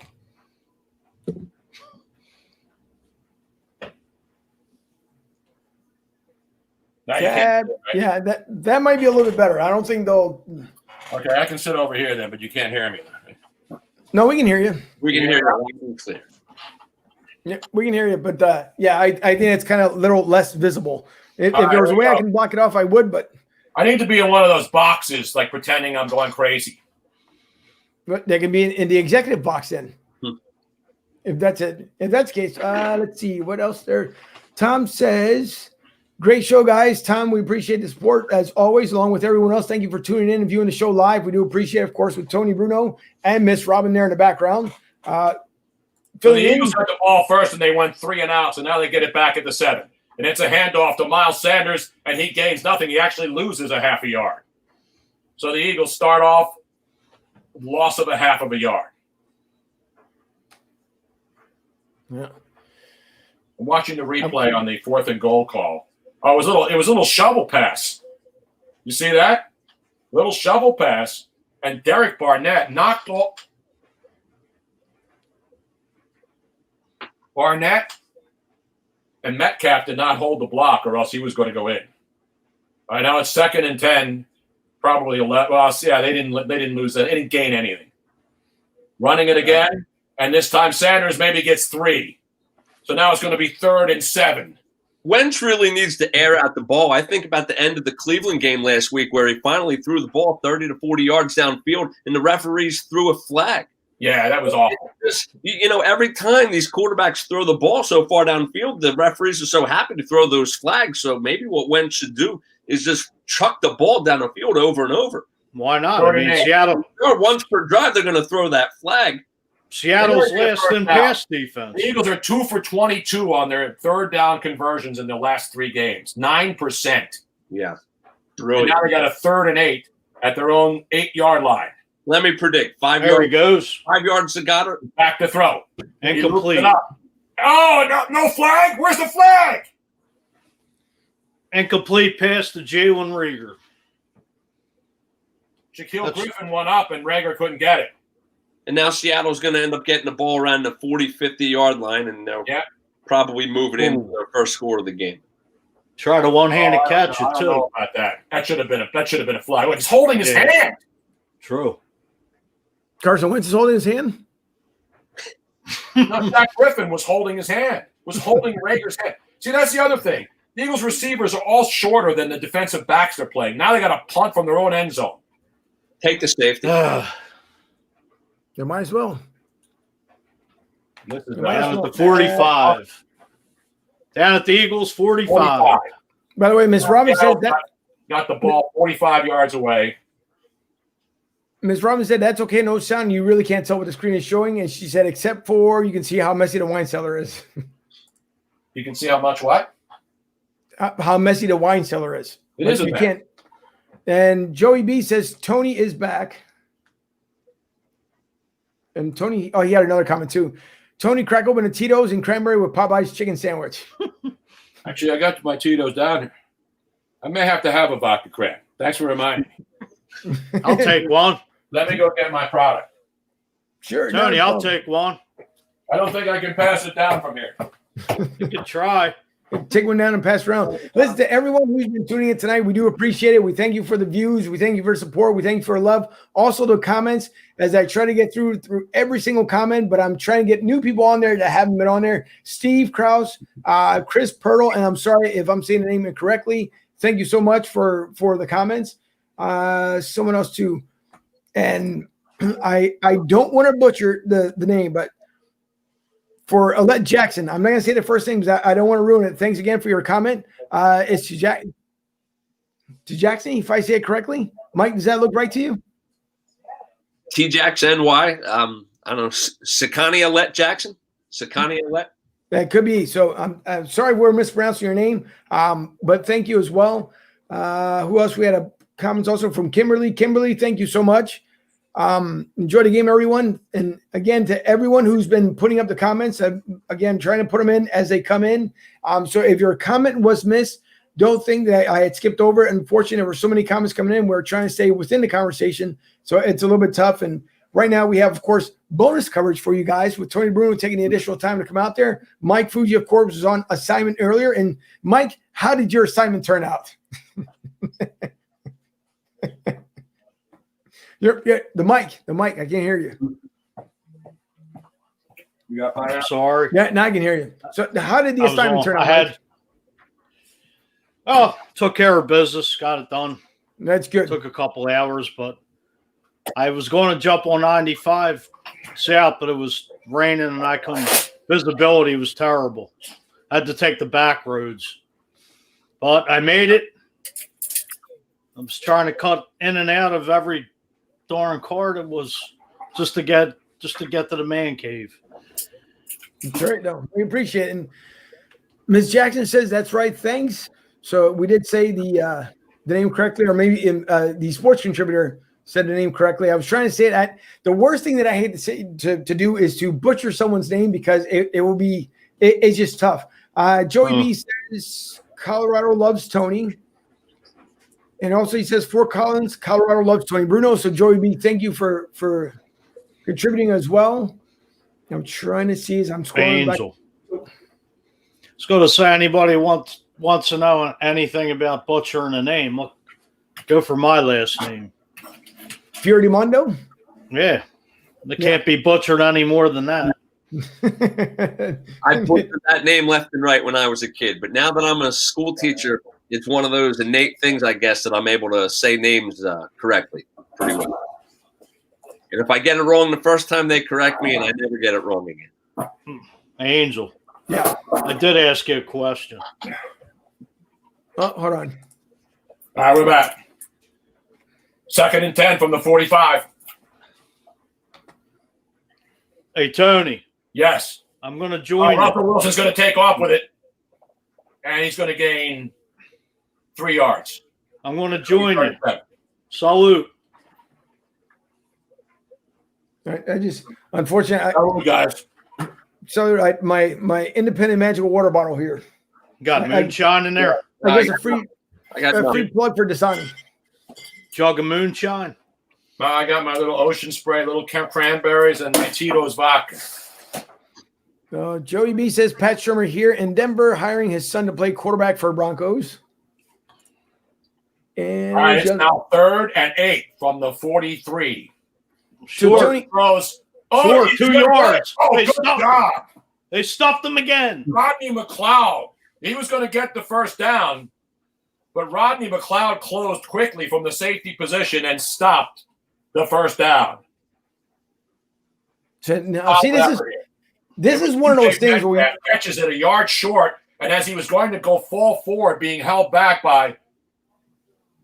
That's good team defense right there. So the Eagles stop him. Now it's 4th and 2, and they're still on the field. Wow. They're going to go for it. As well they should. And I I can't stand when these teams call a timeout on 4th and 2. Like, what are you doing during practice the entire week? Don't you have that drawn up if it's 4th and 2 at midfield that you're either going to go 4th and 2 now from the 42-yard line, and now Seattle calls a timeout. Oh, that's ridiculous. Absolutely ridiculous. These teams call a timeout on 4th and 2. They have a whole week to practice this stuff, and they call timeout. That's Mike. Play. Like, if it's 4th and whatever, you're either going to punt or you're going to go for it. Mike. Even Doug Peterson already has a play call for 4th and 1 or 4th and 2. Yeah, why are these teams calling timeout? It makes no sense. Like, talk about it during practice, what you're going to do, because that might turn out to burn Seattle and at the end of the half. Hey, there's Jay Wright. Now there's Jay Wright up in the box. Yeah, how'd Villanova do yesterday? They lost. They won. Go do They it. lost. Go Kentucky do it. lost. Villanova lost, and who else lost? 3 top teams. Not my number 9 Duke Blue Devils, though. I know they Kentucky lost. Duke sucks. Kentucky, Villanova, and who else? Virginia. Puke sucks. Go Here do we it. go now. 4th and 2. Second time they're going for it on 4th down. No respect. Wilson in the shotgun. The snap. The throw. Sack. He's looking. He's going to run. And he stopped They short. got him. He is stopped short. Derek Barnett again. Derek Barnett again. What a game Derek Barnett is playing. Two big plays by 96 already. I'm starting to think that the numbers then, Tony might be right. You might have to call it mulligan here. There were who knew that the Eagles were going to start off this way, but there's nothing better than live action. So I guess that'll be changed. Hey, desperate team, desperate measures. I just got to see Jay Wright. That's how behind my feet is. So I'm about 40 to 45 seconds behind you guys. Well, I'm going to have to do the live play-by-play, and you guys are going to have to listen to professional broadcast here, guys. All right, let's hear it. That's You following me? Tony's holding court. Well, it's on commercial break now, so Yeah, we're in a commercial break, so that's fourth downs already in the first. The Eagles have run 6 plays, and I'm just 6 plays, no first downs. Seattle has had the ball inside the 5 and at the Eagles 45 and have nothing to show for it. Hey, maybe if Pee Wee Herman was doing the broadcasting, it would sound a little bit something like this. Oh, so Seattle, 4th and 2, and then they amend it. Why not? Now, there should be a momentum switch right here. The Eagles get good field position. And now let's see if they can take advantage of the situation. Yeah, when should air it out down the field? Let the referees throw a flag. Makeup call, especially after that. I totally agree with you. I totally agree. now as you're before the game comes back, Chris Pearl says I host a show in Vero Beach. I'll be in touch. She did put a link out there. I'll take a look at it, Chris, after we're done here. So I'll reach out here tomorrow. Joy B, the RV is welcome here in Fort Collins. Water, electric, and hookups for Wi-Fi for free. Forget the Red Zone channel. Give me the Bruno Zone. We should be in the Bruno zone. Jane says, never thought I'd watch an Eagles game with Tony Bruno. So, again, it's bonus show coverage, folks. This is bonus. You don't get this. You normally would have to pay upwards of $50 to get this kind of up-close and personal situation. That's It's like that Mike Tyson Roy Jones fight the other night. Exactly. It ended in a draw. We have a draw. See you next year. Thank God. Marcus Allen has just scored for the Raiders. And that's the only good thing that happened for the Raiders yesterday. That was about it. There he is, the stink. Kenny Stabler, once again. Marcus Allen. Look at him. That's Bo Jackson. Dennis Jones says, did they punt? It's when he ran over Bosworth in the end zone. It's amazing how big the shoulder pads those running backs had in the day. Big time. Steve Solomon Here come says, the Eagles now. They're at the 42-yard line. And around the And here's the pitch. And it's Rieger. And he gains 2 yards, ladies and gentlemen. Stop the presses.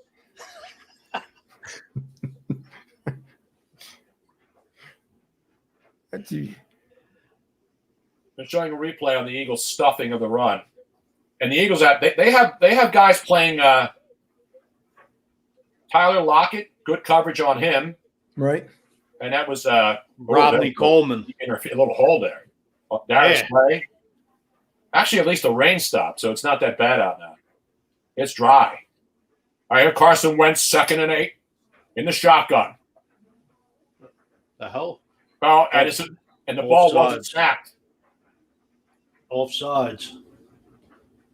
Kelsey didn't even snap the ball. No, he didn't.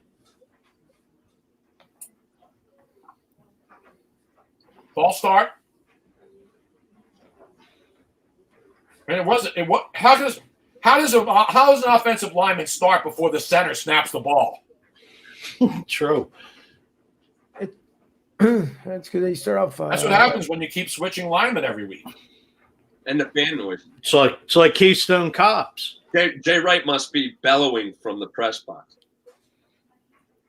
Now, was that? I'm assuming that was a cardboard cutout that was of Jay Wright up there. Yeah, it was Jay Wright, and then it was Evander Holyfield off to his right out there. Yeah, they had all the Philly guys up there. Carson looking, he's throwing deep, and he's got a man open. Oh, and unfortunately, it was a little underthrown. Goddard was going downfield, but Bobby Wagner went down there and just got right in front of it. I know this ball's got to be thrown a little bit deeper. But look at the one-on-one coverage. Bobby Wagner, right, linebacker, running toe-to-toe down the field. This was down all the way to the 25, and it hits the back of Bobby Wagner because the ball was slightly underthrown. I'm telling it for Dallas Goedert. Oh, and then Carson Wentz on that play, after he got rid of the ball, got a helmet right to the chest. But it was a clean play because the guy was coming and he couldn't stop. So here it is, Wentz. 3rd and 13. Wentz takes the sack back to the 35-yard line, and there it is. Once again, the Eagles continue their futility on 3rd down. No first downs in the game, 3 offensive possessions, 9 plays. Yeah, that's pretty bad. It's like going through a baseball lineup 1 through 9, no run, no nothing. So he just got sacked. They had 2 guys blocking 1 guy, and they split the scene. I don't know who the hell was rushing. Jordan Mailata was the one that got ran over on that play. It was the guard and the tackle. Yeah. He says, I feel like I'm watching Mystery Science Theater 3000. This offense. Well, first of all, the line sucks. Secondly, they can't run the ball. And thirdly, they don't have a receiver that can't beat anybody. They can't. Dallas Goedert couldn't beat a linebacker. It's like the Phillies had Dominic Brown. The guy couldn't hit. The guy couldn't run. The guy couldn't field. But everybody thought he was great. He hit that double in his first game against San Diego, and ever after that, he did nothing. He's a 5-tool player, remember? He couldn't do anything either, although David Bell was the last guy who hit for the cycle for the Philadelphia Phillies. But we're talking football now. It's 0-0. Nothing. Come on, D. Keep it at the under. Come on. Get a turnover or something. Which is actually completely shocking that there's no score. I would have thought Seattle by now would at least wrap it up by 14. So the Eagles are lucky. The Eagles have 2 turnovers so far on downs, right? 4th and goal and 4th and the 45-yard. They stopped him twice.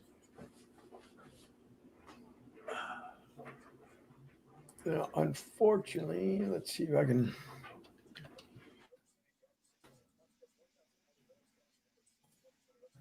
So when do you think Hurts comes into the game to hand the ball off to Miles Sanders or Boston Scott? They're not going to take. You can't take Carson out. He threw a good ball.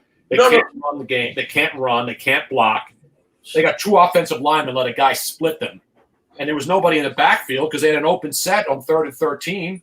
So when you have a guard and a tackle who can't block 1 guy on 3rd down, right. It's not like they were blitzing. It's a $30 million quarterback. He ain't being taken out. No, just 1 play. Because that's all they ever do. They bring Hurts in for 1 play and they take him out. Crazy. No, I don't want Hurts in there. Now, Ms. Jackson says Deshaun Jackson playing, and unfortunately, she is not. He can pack his bags and go. No, he's done. He's on IR. Yeah. He's played his last game for the Eagles. He's collecting all those paychecks he was useless for. So, Tony says, or Joey B says, Tony, get Miss Robin downstairs to say hello in Florida Stories. And another one here in between the commercials, we have for Miss Robin herself. She says, I'm watching you guys from upstairs, and I just broke open the 1800 coconut in honor of the couch guy watching. Yeah, Robin and I were in the liquor store last week before they shut the state down. Not on Wednesday before Thanksgiving, on the Tuesday, because I knew Wednesday would be nuts. So Robin saw the 1800, right? Because we have all kinds of tequilas. I'm not a tequila guy, but the coconut 1800 was really good. So I splurged and bought Robin a bottle of 1800. Here's the run. Here's the handoff, and basically no gain on 1st down. So the Eagles defense up front doing a good job. That was Carlos Hyde, the much-traveled Carlos Hyde. See, this is where kind of where you guys get the advantage and where I end up losing the advantage, because unfortunately when you're down in Tampa, you get the much delayed feed, and the longer the game goes, the more the feed. So I'll hear the Tony play-by-play, because unfortunately the play-by-play for me doesn't get caught up until almost halftime. You got to come back up to Philly. All right, 2nd and 9 now. Seahawks at their own 17. 1 minute left in the 1st quarter. Incomplete. Looking to throw, and it's a bad pass under pressure. Russell Wilson has to dump it off, and it's short. So it'll be third down now. Angel, go to radio.com and listen to 94 WIP. Eagles defense doing its job. Put on Merrill and Mike. Yeah. Why do you have Merrill and Mike when I'm doing the play-by-play here? Exactly. Liver? 5 seconds behind. This is great. Yeah, He's got Derek Barnett already with 2 tackles for a loss in the first quarter. How about that? Every Facebook watcher should be donating money to charity to have this honor of having you doing play-by-play. All right, 3rd and 9 now. Absolutely. 3rd and 9. Well, give it to one of your local charities here. Line. They didn't get it off. They did not get it off. That's going to be a delay of game on the Seahawks. So it's going to be 3rd and 14 as the Seahawks.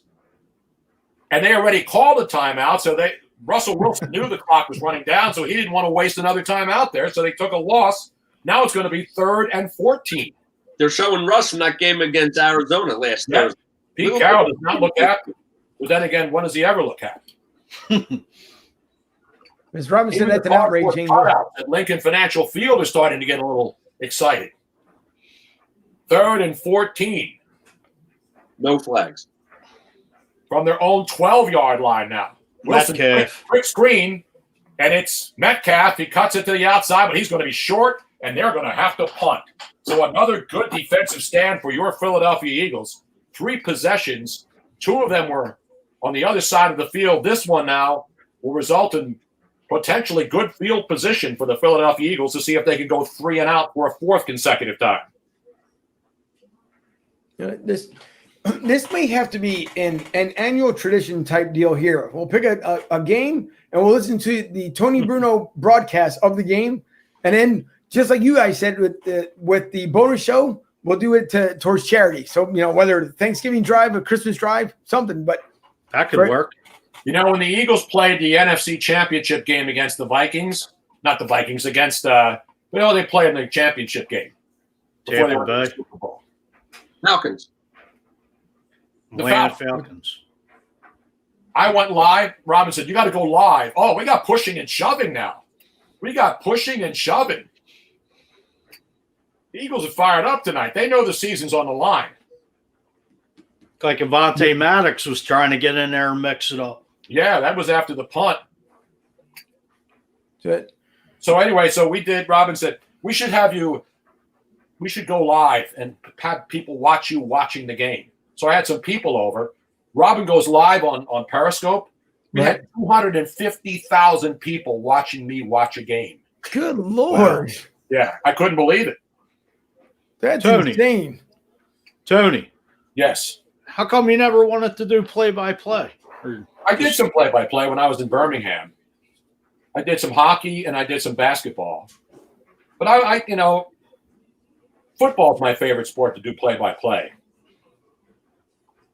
Hockey's really hard because it's constant motion and it's constant, switching. Right. So you got to be good at it. I did it in Birmingham when I moved down there for 2 years. It's a fake handoff. Wentz dumped it off high. Oh, look at that. How about that? John Hightower on the screen pass. John Hightower caught a pass. Yeah, he caught a pass and ran back to the stick. Unfortunately, no gain. That's going to be the last play of the first quarter. As it winds down, the Eagles will have a 2nd and 10, and we will resume with second quarter action with a score. The Seattle Seahawks, nothing. The Philadelphia Eagles, not even a first down. Well,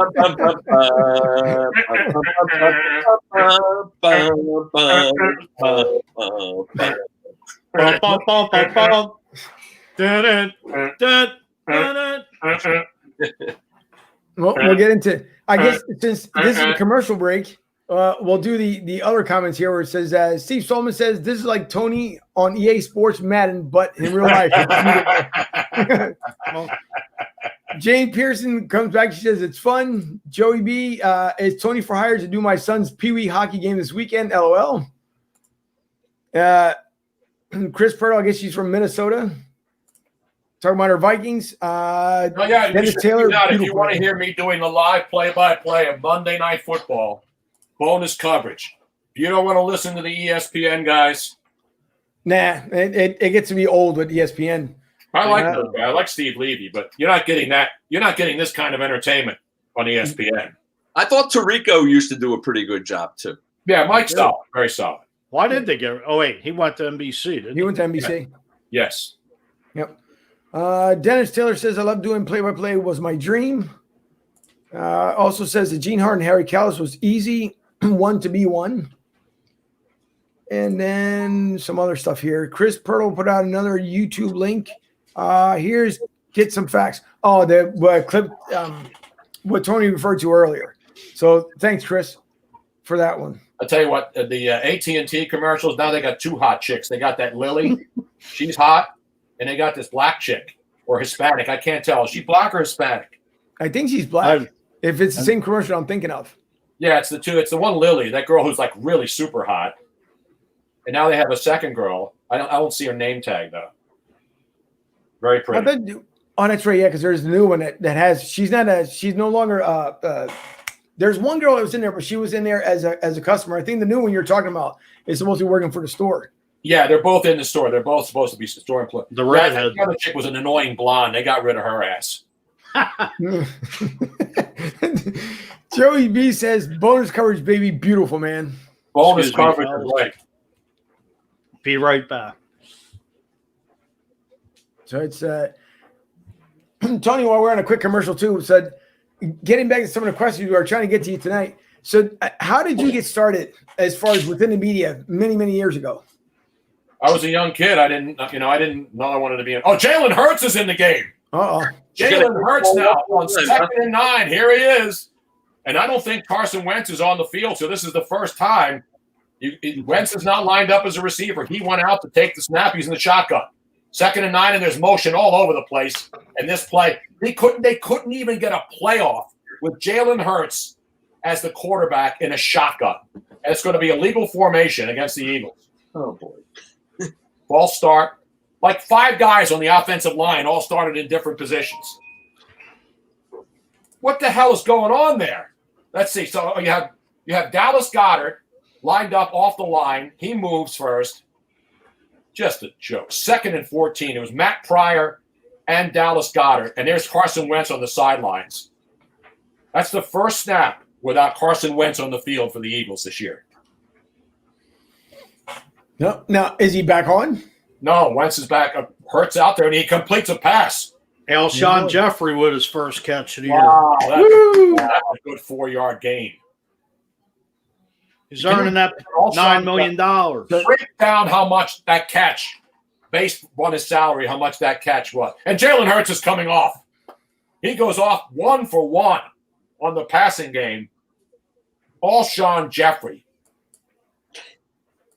He was holding on 469 career receptions before that one. Oh man! It took him 11 weeks. He's earning that paycheck. It took him 11 weeks to get to number 46. And Wentz is now sacked again on 2nd down. Was that third? That was 3rd down. There is trouble in that locker room, as Mike Fuji has said all along. This offensive line doesn't want to play for Wentz. I don't know why. They don't want to play at all. They stink. Tony, you think Doug's lost the locker room? I don't think he's lost the locker room. I think that the talent level of this team is just so bad. I mean, Wentz is staying. Nobody's open. You can see the whole on 11 on 11. Right. Nobody can get open. And the Eagles and 69, is that Matt Pryor? Guy just went right around him again. Carson Wentz, blame him all you want, but Carson Wentz is getting no help from his line. It wasn't absolutely not back there all day. First of all, he couldn't find anybody open. They can't run the ball. They can't throw a successful screen. Other than that, they look great. Joey says, thoughts on ex-Temple coach Steve Adazio at Colorado State. Steve Adazio? Yeah.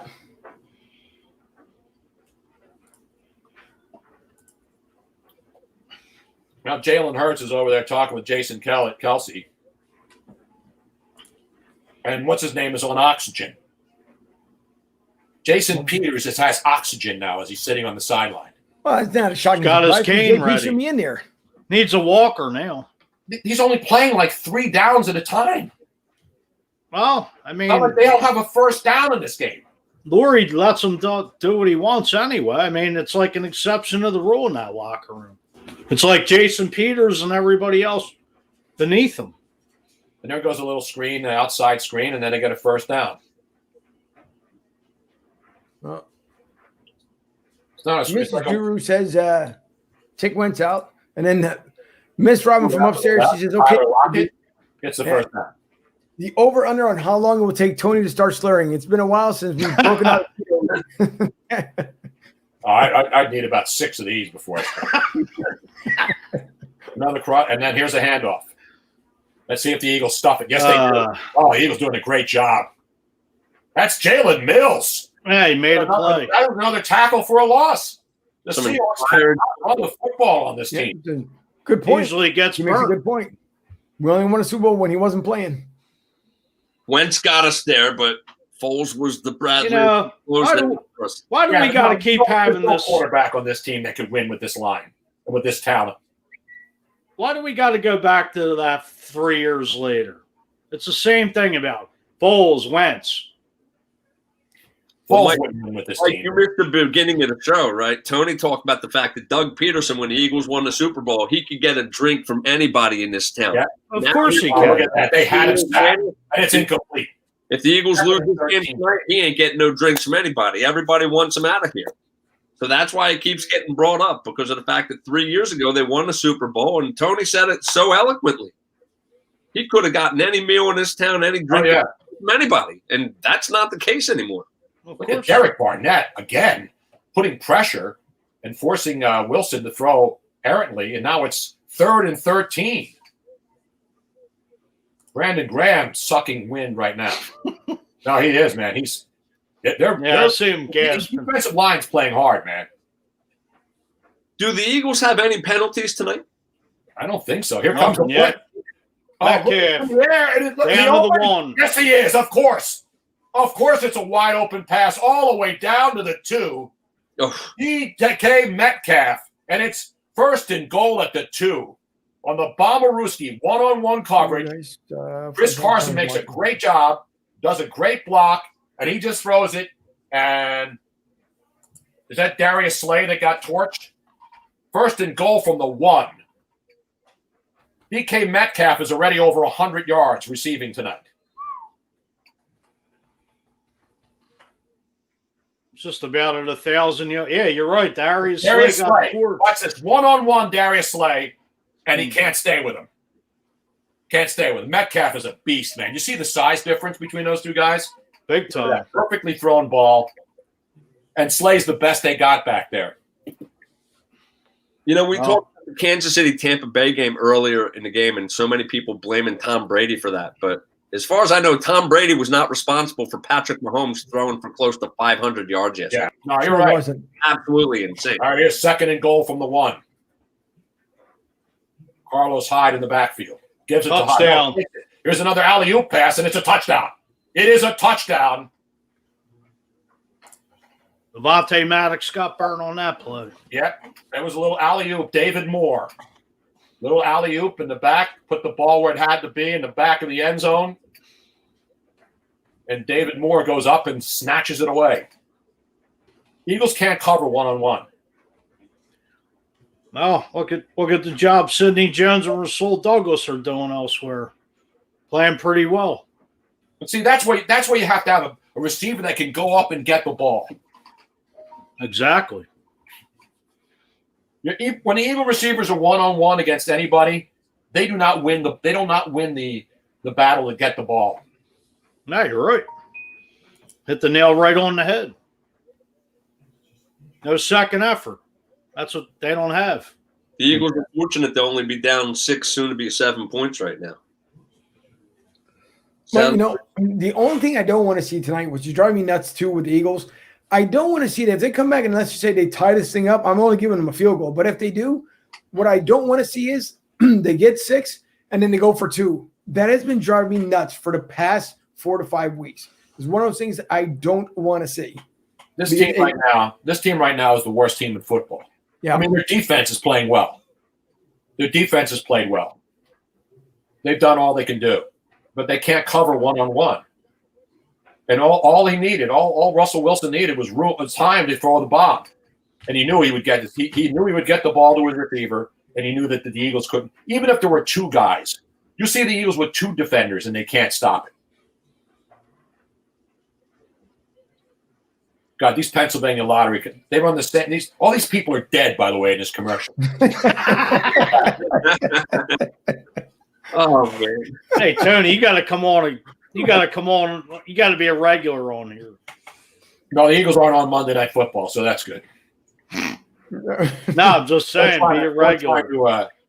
They were trying to do flex out of this game to put The Bachelor on both ESPN and ABC. Oh boy! You realize the ratings hit ABC's taking by putting this game on?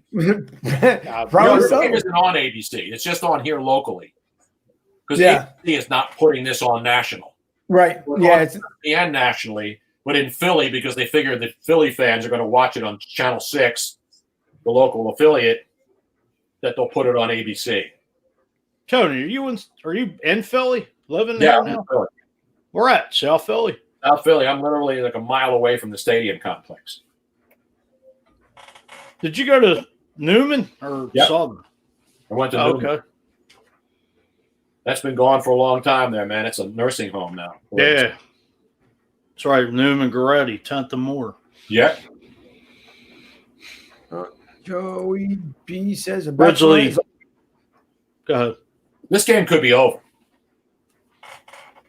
See, I think what Doug did there, bringing Jalen Hurts in, was stupid. It accomplished nothing. But that's what he's been doing.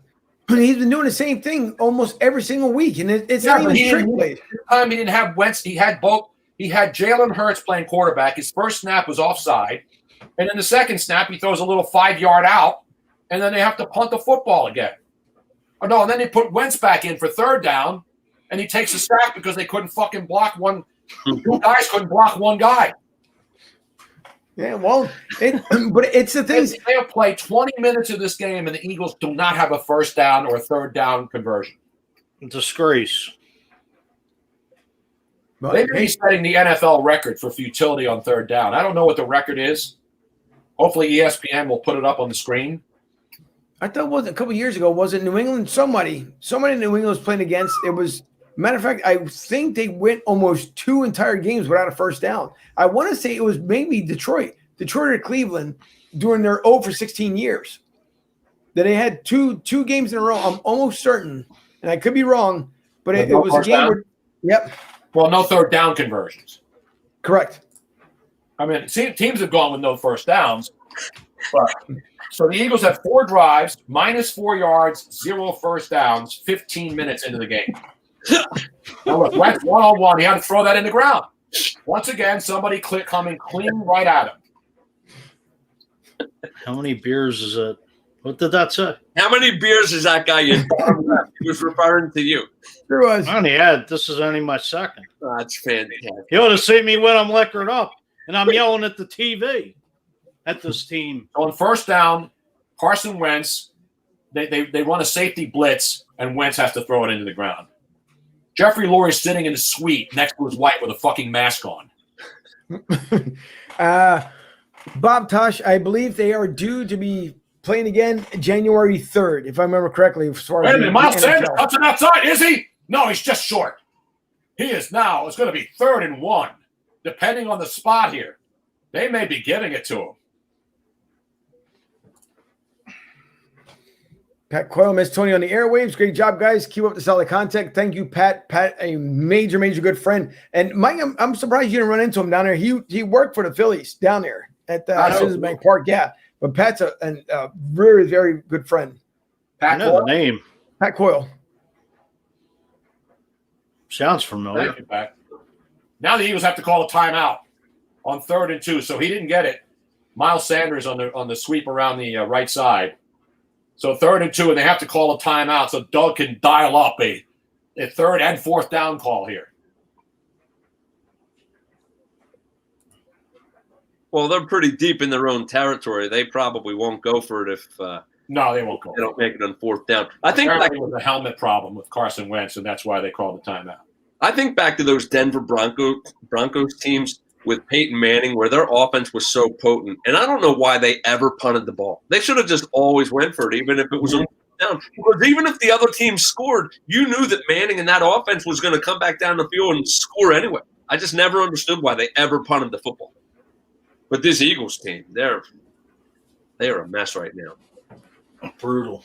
Let's see what Peterson dials up. Okay, so they got it. Carson Wentz in the shotgun. He's got Miles Sanders to his left. And they give it to Sanders, and he tries to cut it outside, and he doesn't get it. He is short. That was Jalen Hurts. He gets back to the line of scrimmage. They can't even get 2 yards. What's with the Wildcat stuff? I mean, Was Jalen Hurts out there again? yeah. Oh, that was Hurts back there Yeah. again. It's Miss just Robin said, the first F word, is that allowed on here? Miss Robin, this bonus content tonight, so yeah, it's allowed on here. So I think those who want to be in bed, or the butthurt crowd might be in bed by now, so it's just fine. I'm sorry. No, you're fine. Tony, so Jalen Hurts out there who just hands the ball off and doesn't even do like a rollout. Oh, what a hit. Wow. Davion Taylor, 3rd round pick. That's a good This job year. out of you right there. Angel, I think I dropped the F-bomb in week 2, I believe. Yeah, but you're allowed to drop the Yeah. F-bomb here. We're not on the air. That's right. This is our podcast. It's in our Why don't they podcast. put this guy- You don't get why they put the Taylor guy you out don't get at bonus linebacker? coverage from Tony Bruno. So this is it's fine. It's like the actual. You know what? We can make this a New Year's party. How about that one? New Year's early 2021, Let's do it. provided by Tony Bruno and the NFL commentary. So thanks, Tony, to everyone out there who's been viewing the show tonight. We do appreciate it. And then Scotty Giggs says, Tony, what's in the cup? I need some. And that was Tito vodka and cranberry. Yeah, All I right. got Tito's cranberry and a little pineapple juice. There you go. Sounds good. Broncos may still be without a quarterback on Sunday night. Ryan Westbrook says, I'm predicting a touchdown on this possession.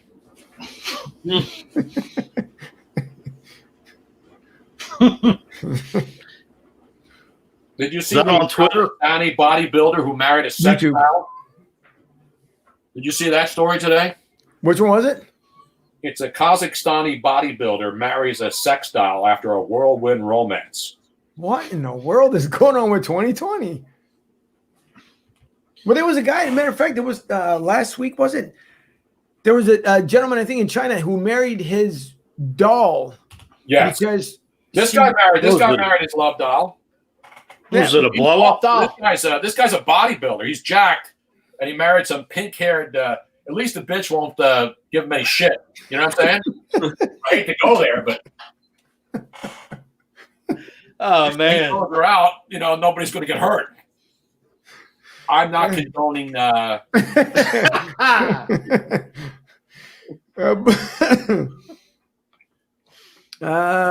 Robin just put it up there. Site, though. The parody site you follow, the Babylon Bee. Who's Gotta that? follow that site. They follow me. I'm one of the 58 people that they follow. And they've blown away The Onion. The Onion used to be the best parody site. Right. But the Babylon Bee, they never miss, man. They have one great update after another. This is the latest one. New Greta on the Shelf doll will track your climate sins. And they actually write a story a lot around it, too. Yeah. Why would you take out Hertz after he actually makes a completion? Is that the comments that are coming in? I mean, Doug Peterson is now just trying to get the fan. Eagles have 4 yards on offense with 9 minutes left.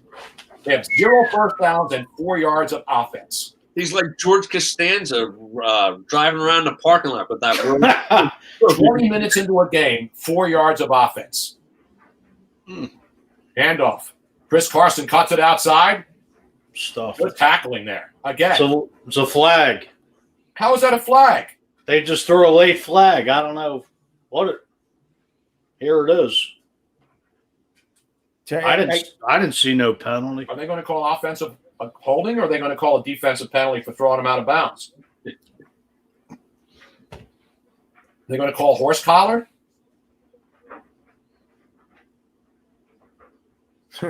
Jane says, I think you guys ought to suit up and get out there. I would get Yeah, see, this is a penalty. I'm That's not a retired. horse collar. That was not a horse collar. They looked at it. He just got him on the top of the shoulder pad. Well, you know what? So they called it. They called it on A horse collar on Duke Riley. Duke Riley. That's a bullshit call.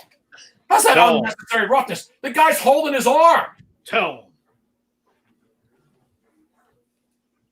So they called that a horse collar.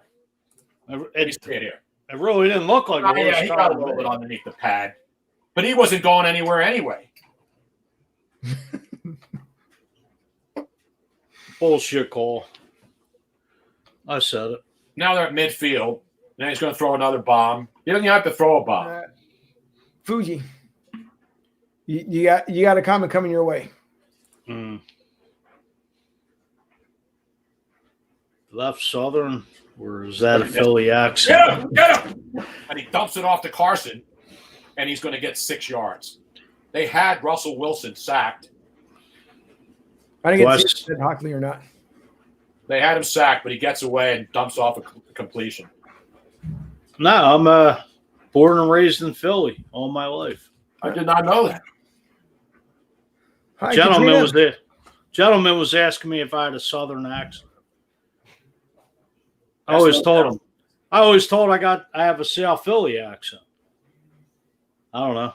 It's 2nd and 5 now. They're already inside Eagle territory at the 46-yard line. 2nd and 5. Carson. Hand off to Carson. He cuts it outside. He gets the first down and more. First down inside the 40-yard line. They score a touchdown here. This game may be out of reach. I agree. Very much. 4 yards of offense. I mean, they can only go. That punter chick from Vanderbilt could have more yards playing in this game. Yeah, you know what? Kudos to her for getting on the field for a big 5 or Yeah, but that's still bullshit. She punted the ball. She kicked off 30 yards and then immediately ran off the field. And they weren't going to – listen, I'm all for women being in sports. But to say that she participated in that football game is bullshit. Oh, look at that. I wanted to see Vanderbilt score so that she would have the opportunity. Yeah, no, they said they weren't even going to put her out there. Now they're going to call a fucking flag on Josh Sweat because he had freaking Russell Wilson in his grasp. So Darius Slay then gets a penalty while Josh Sweat is running down Russell Wilson. And Russell Wilson really should have been stopped because he was in the grasp. So DK Metcalf on Darius Slay. Darius Slay looks like he's a 5-year-old kid next to a grown man. Metcalf, seriously, you look at the size difference. So Darius Slay getting torched tonight. It's like King Remember Kong. I said that earlier when we were talking about look at these two teams. Look at the Eagles' offense and defense. Right. Darius Slay is probably right now their best defensive back, and nobody's afraid to throw at him. Right? It's like Namdi Asamoah. Same number. Oh, well, there's a run up the middle. You know they're going to break one of these sooner or later. They're down to the 20. They're down to the 25 now.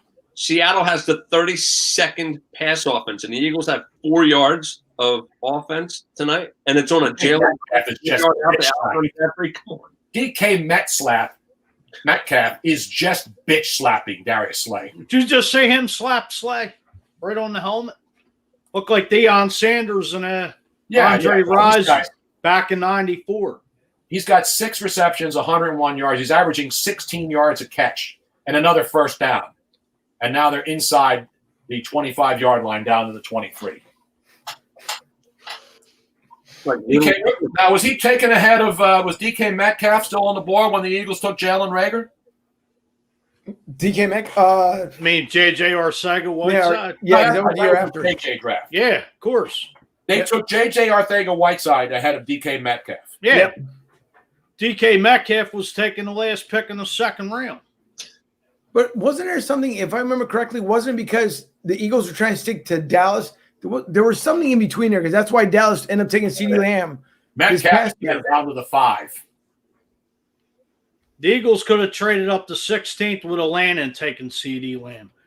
Instead, Justin Jefferson was on the goddamn board, and he should have taken him. I know. But no, they had to take a project. As always, somebody undersized. DK Metcalf just hurdles over Darius Slay. Yeah. Look at this. Fuji, get ready for a cheer. A cheer. First and goal. This could be the dagger right here. Oh man. Fuji, they love you. Get a beer, my man. We'll salute. They love you. We'll raise a toast to all of us. Did you see the flag that Barb got for me in the background? Is this the greatest thing ever? I like Does that actually say Juru? Yes, it does. It says Juru. She got me the flag too. It's fantastic. Who gave you that nickname? It's you. We talked about it on the show tonight. I should copyright. They threw a flag on Barnett. I should go to court and copyright. They threw a flag on Derek Barnett for a late shove. This is one of those penalties that doesn't hurt you, though, because you're inside of 5 anyway.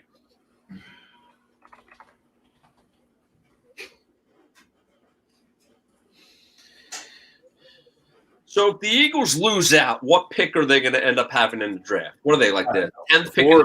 See, oh, good. They did call intentional grounding. Good. Because it was intentional grounding. I swear you could be. Eric Barnett was zeroing in on it, right? Eric Barnett zeroing in, and then he just throws it away, and Barnett pushes him down, but it was intentional grounding. That wasn't near anybody. He was still in the middle of the field.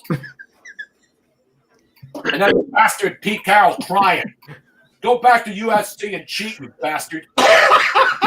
Criminal. Go get Reggie Bush another goddamn luxury car and his family a home in Orange County, bitch. Oh, shit. Oh, man. I hate Pete Carroll. I do. I don't hate a lot of coaches. I just hate Pete Carroll. Now, Tony, while you're tuned into the game, we got Joey B back here, but all kinds of comments. So he's saying we should be 4 characters on cheer. He's going to get in. He's down to he is in the end zone for a touchdown. Chris Carson just took Baby City 5 Eagles with him into the end zone. Oh man. Yeah, the funny thing is, Mike. The cardboard cutouts are making their way to the parking lot. They're heading for the exits. Let's watch this one again. All right, Wilson with a little handoff. He goes up and then he cuts it outside, and he takes it outside, and then Rodney Coleman, whatever the hell his name is. Look at all these guys. Oh. Ole defense. And then, of course, Jalen gets slapped back by Hollister. He brought him all the way back to Hollister High. It is going to be 14-0. 8 plays, 66 yards, 3 minutes and 58 seconds. And it is now 14-0. Seagulls over the Eagles. And of course they're gassed. Now the defense is worn out. The offense can't get a first down. Of course. And what do you got, about 5 minutes plus coming up to the half? Yep. And the Seahawks get the ball to start the second half, right? Yeah. Your 45-3 might be looking pretty good. I think so. No, they're not going to score that many points. No, I don't think they will, but you never know. Eagles go 3 and out. Seattle scores again, 21-0 at the half. They get the ball to start the third quarter. Another touchdown, 28-0. Then a couple touchdowns and mop up. You could be looking at 42. Could be looking This is on Doug. There's no take. I think, believe it or not, I think the defense really they handled this game early, and the fact that the Eagles were completely incompetent because they should have been up 10-0 in this game, Seattle. Right. And the Eagles shut them down, and they were tackling them for losses. And then all of a sudden, you can't keep your defense on the field. And I told you, remember when I said Brandon Graham is sucking wind out there. And they did the same thing in the Browns game. They started off, they were playing pretty well on defense. They had that goal line stand. And, the Eagles were moving the ball pretty well until Carson threw that ill-advised interception. And that. No, this is on Doug. This is on Doug tonight. It's not on Carson. The offensive line's a mess. And then he takes Carson out. He takes Jalen. Jalen Hurts throws a completion, right? And it was 3rd and 5, and he puts Carson back out there. And Carson gets sacked, because the offensive lineman missed a block. And then he puts Hurts out in the next series on 3rd and 2 when they had their biggest gain, 8 yards on a run by Sanders. And Hurts takes the ball and runs with the running back, Sanders, and then hands it off as the defense collapses on both of the guys. So there wasn't even any deception on that play. Right. Hurts, everybody knew Hurts was not going to run with the ball. If you have a running quarterback and he's running with the halfback, and he doesn't make it look like that one play yesterday was brilliant. What game was it? Oh, it was the touchdown run by Ryan Tannehill. Remember, they had Derrick Henry was lined up. They were down near the goal line, and everybody was keying on Derrick Henry. So Ryan Tannehill puts the ball in Derrick Henry's numbers. Everybody goes that way. He pulls it back and runs into the end zone untouched. Jalen Hurts didn't do that. Both of the guys had the ball, and he hands it to him as they're both getting hit at the same time. But what's him tried to do it last night too? Kansas City Chiefs quarterback. Yep. Same, almost trying to run the same identical play. It failed. So Seattle has 14 total points, and the Eagles have 14 total plays. The misuse of Hurts this year is really gonna. It's not even misuse. He shouldn't even be the backup. They obviously have no confidence in what's his face. Nate Sudfeld. No.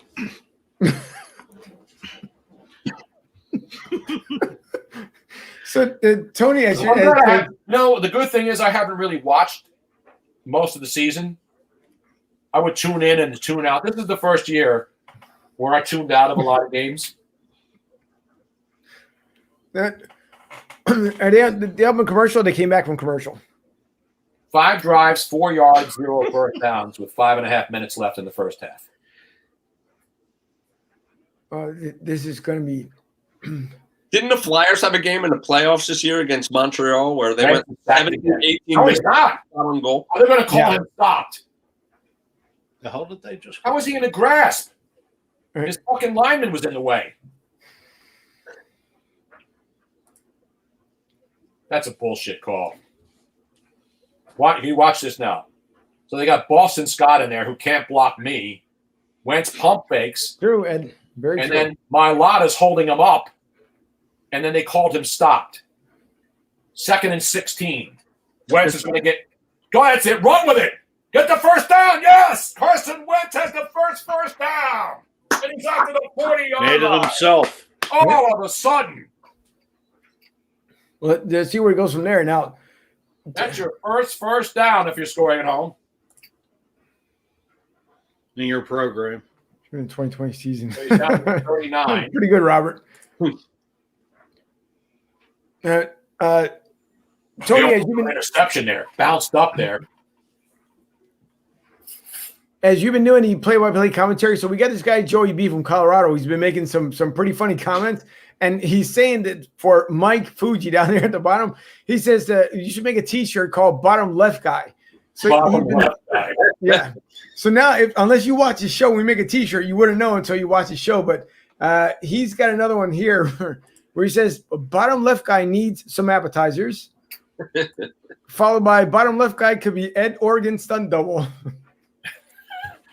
Ogeron stunt double.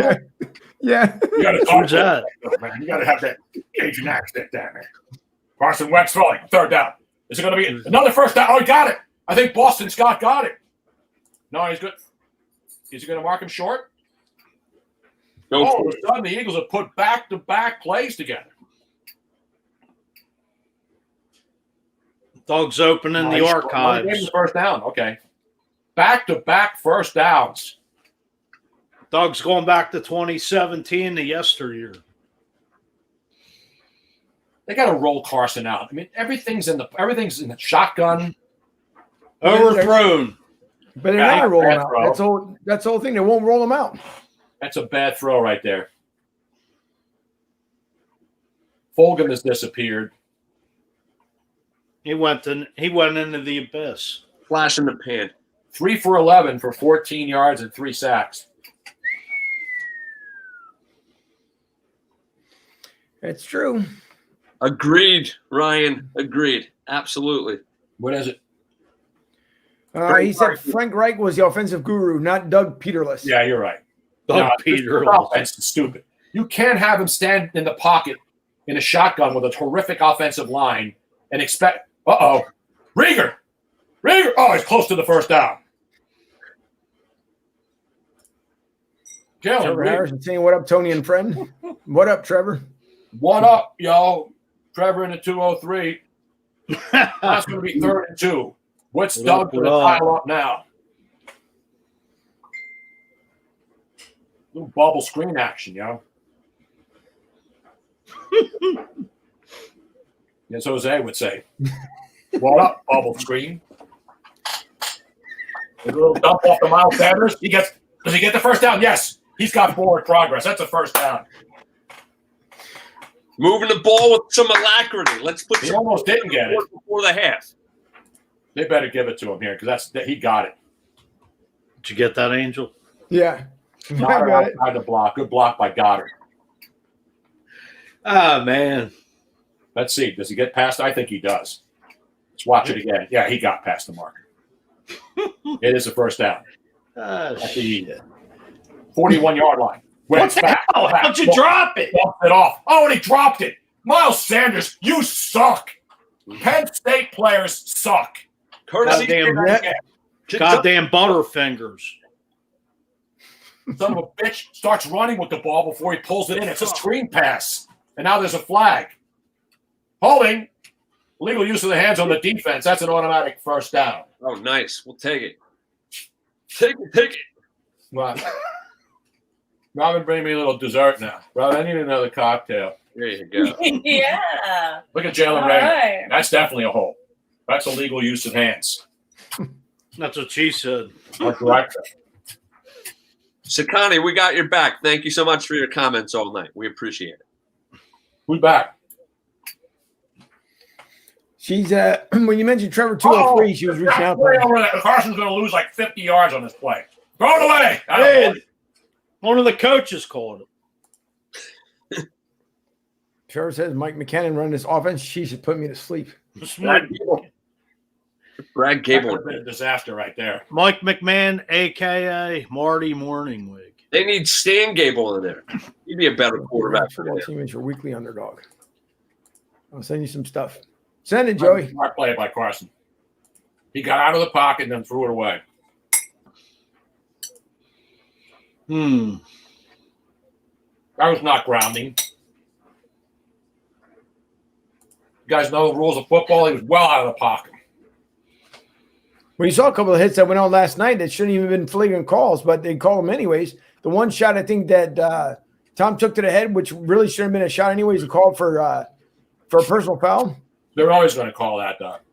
Yeah. I know I finished it. There wasn't an open ball. We've talked about it on the show before. You really got to be careful what you wish for. Everybody wished that the Eagles would get in the playoffs last year, and they won those last 4 games. And now, they ended up with the worst draft pick, and they haven't had. They're playing a first place schedule this year, and they're abysmal right now. Yeah. Jane, let's see. Jane says, this is my first time watching. Did I sure pick a winner's favorite night to catch you guys? Thank you, Jane, so much. Appreciate it. Thanks for tuning in. Absolutely. Thank you. Thanks, Tim. And then Joey B says, what did you get for dinner? That's a healthy dessert. I had a turkey sandwich. We made a 22-pound turkey yesterday. Yesterday was our Thanksgiving because we didn't go anywhere. So I had a 22-pound turkey. We put that baby in the oven yesterday, had turkey, and then today we had turkey sandwiches. And now I'm having a healthy dessert. Granola, fresh raspberries, and sour cream. It's a quality item right there. It sure is. That's what your Tito's little And the Tito's and cranberry and a little egg. little pineapple. That's it. Joey B, I'm a math teacher. I have to be analytical. Love busting out the stats. And sometimes I'm right on the money, and other times I'm completely wrong. Only lay off the what? Sudafed. I'm not on any drug medication. Is Lewis Riddick bribing for the GM job for the Eagles? Well, yeah, sounds like it. Definitely does sound like it. Well, he does have, he was a scout for the Eagles. Yeah. Yeah, Howard's got it up. Drew, that one's for you. Oh. And the only way Doug should stay is if he agrees to hire an offensive coordinator. Yeah, but who are you going to hire at this point? Totally. Who would end up being your hire, Tony? I don't know. Tough call. They have Marty Morningweg back on the staff. Yeah. Why didn't he call him, please?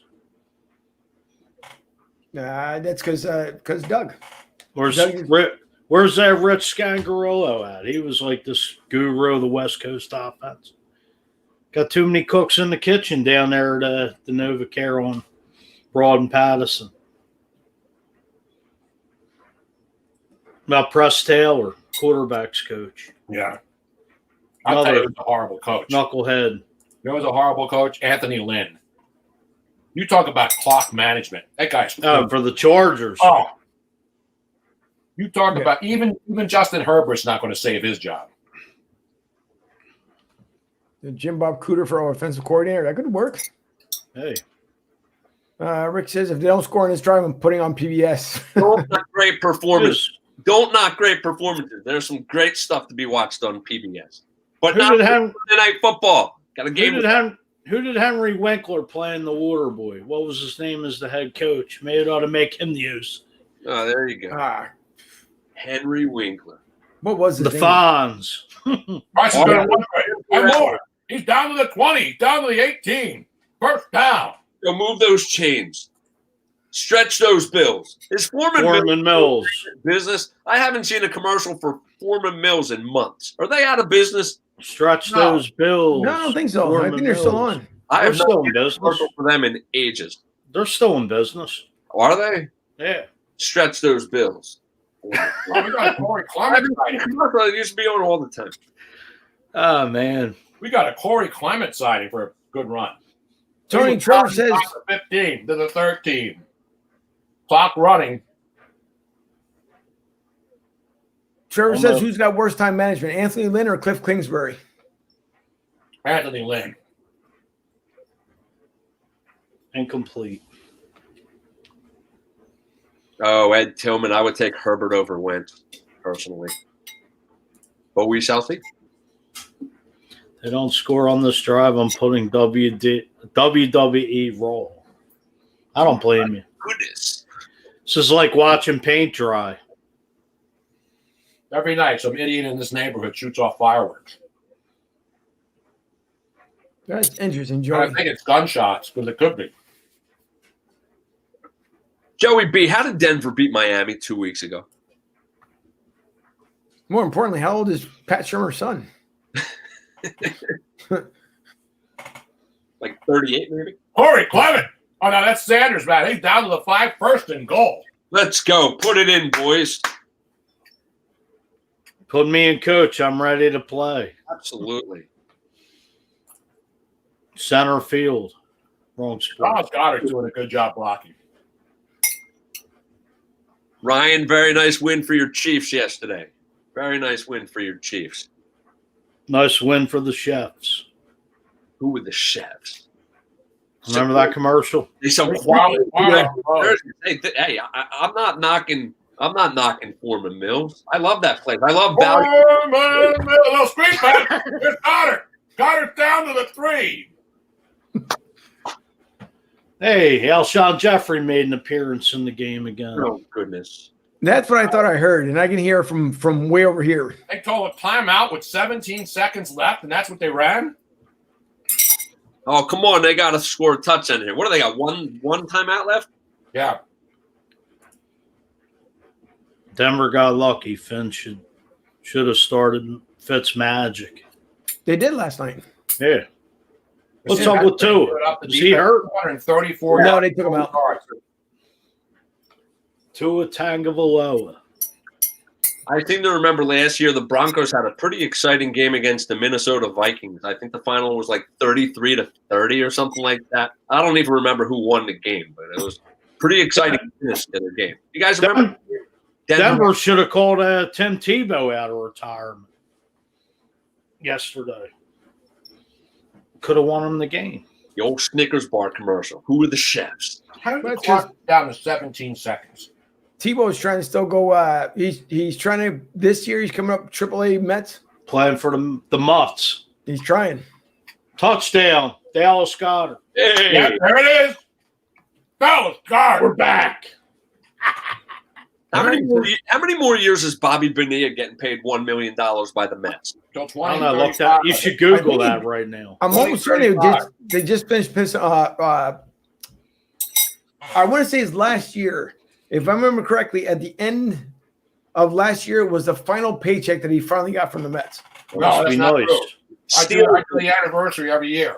Stealing money. What is it, July 1st every year? No, I think he's good till 2035. Is it really? Look Guys, it up. I good think Lord. 2035. I'm in the wrong business. Oh, man. Oh, and he missed the extra point. You serious? He Caught missed him tomorrow. the extra point. Caught him Well- tomorrow. Then he got 3 more points than what I said earlier. Yeah. He hit it left. He hooked it. Maybe he was drinking before the game. For 2, Angel. Yeah, Yeah. unfortunately. Just get rid of the kicker spot and get another guy on the team. He's got Bring the chick in from Vanderbilt, for God's sake. Yeah. there you go. Bring back Tony Franklin. Tony Franklin's older than me now. Next Barefoot kicker. Mm, I'll go pick him up at the airport and take him down the game. very good question. I don't know the head coach next year. For the Who? Bears. For the Bears. And then Nagy called out No, the offense today. Doug's going to have – should have gone for 2 there. Never having the brass balls, Doug.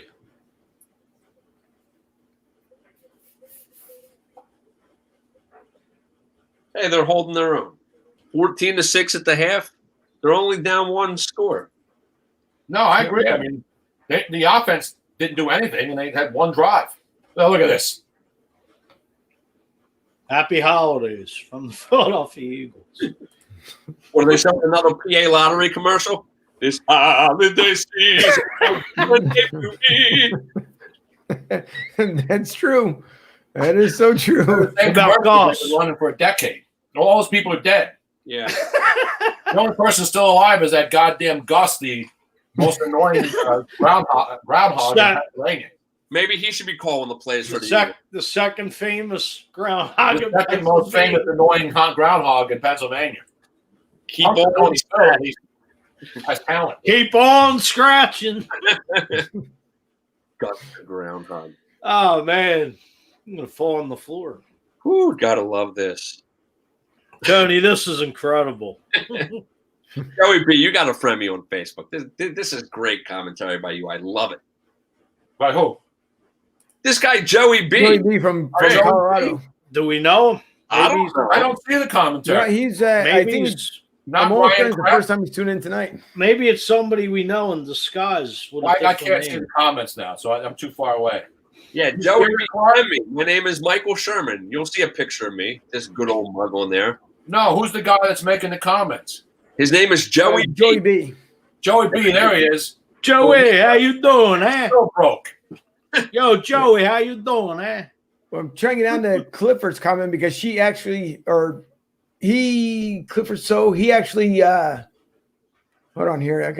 I'm almost getting there. I got Pat, Ryan, you're serious? Clark missed it. That told me he has at least 10 years. This is my girl, Susie. Eagles could go after Jim Harbaugh. You know, every year at And- the Super Bowl, one of the things I do when I see Susie Colbert, I immediately go up and kiss her. I have it on video. I do it every year. Do you really? On the lips, yeah. Susie and I worked together at ESPN back in the 90s. But she hasn't done much lately, though, Tony. I haven't seen it too much as far as on the air. Not as much. She she does used to. NFL, mostly NFL stuff. Okay. Clifford, by the way, answered a question. He said Bobby Bonilla hasn't played in a professional baseball game since 2001. Right. Yet on July 1st of this year, the New York Mets paid him $1.19 million. And they will every year, July 1st until 2035, as a part of a deferred contract that the Mets negotiated with Bonilla after 99 I do the holiday. I do the on July 1st every year. I always call it Bobby Bonilla Day, and I gave the same stats: 2035, $1.1 something million every single year. And they thought, because you know what happened, they figured if they didn't want to pay him the money lump sum, and they had Bernie Madoff was managing Madoff. And they figured, we invest this money and we agree to just pay him off yearly. We're going to make out in the long run.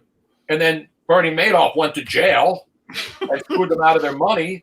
And now they're paying him way more than they would have paid him if they just paid him off lump sum back then. Yeah, and hence the name Madoff was perfect. Yeah, Madoff. Madoff, baby. Yeah, we talked about a Ponzi scheme. No, I'm joking. Right? Isn't she from the tri-state area? Who? Susan? Yeah, she's from Upper Dublin. Yeah, that's what I thought. I had read that in an article years ago. Bottom left guy, now red. I'm as red as Rudolph's nose. Joey Bonocco. Does that sound familiar, Tony? Joey Bonocco, yeah. Yeah, that's Joey B. That's the one who's been put in the comments. From Colorado? He's from Colorado.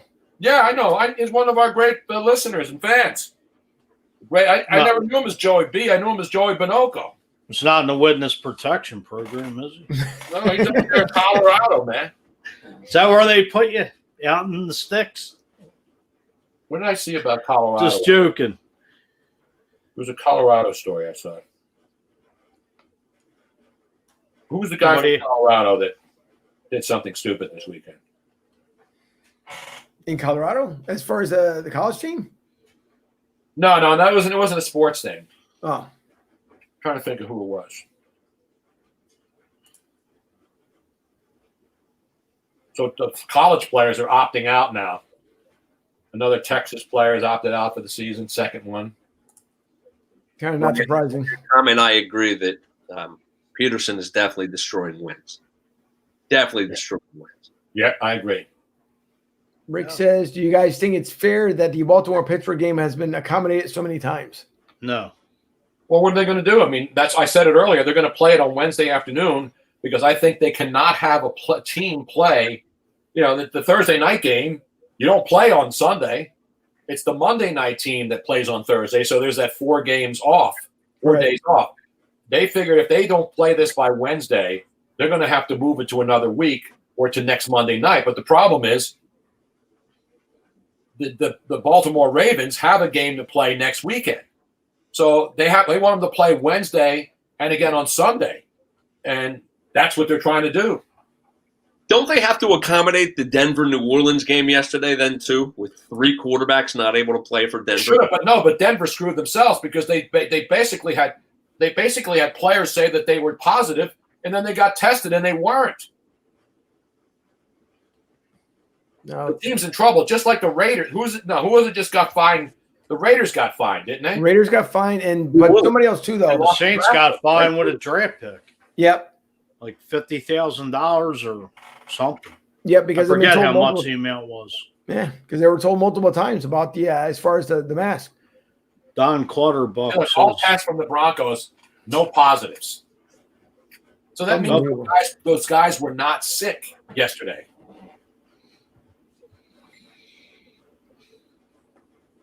Don Clutter, what did that say? He said Governor said no groups for Thanksgiving, then he jumped on a plane to go home. That's true. So did Cuomo. Cuomo went to Florida. Who was it? In look at Derrick Henry, man. The Chicago governor. The Illinois governor.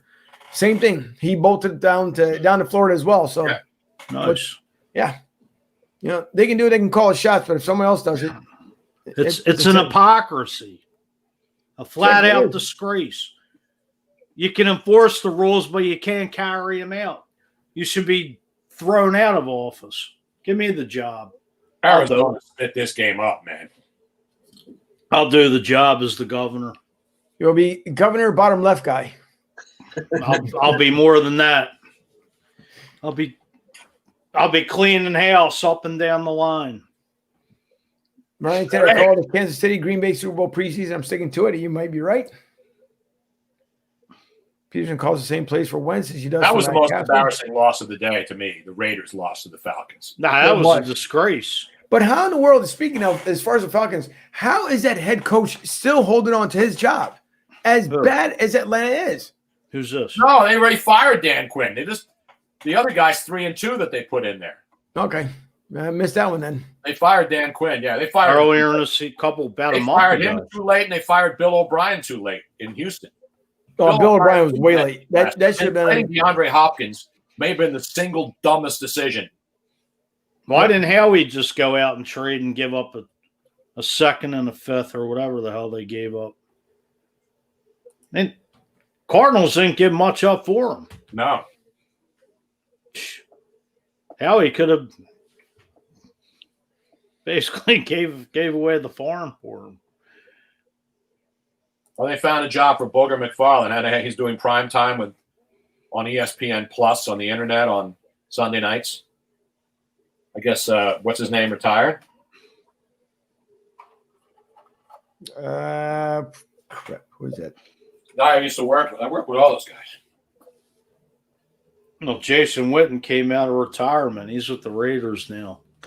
Yeah. Got rid of his fake hairpiece and his ball. Well, since Dallas didn't want him after that, he pretty much went over to the Raiders. Not bad.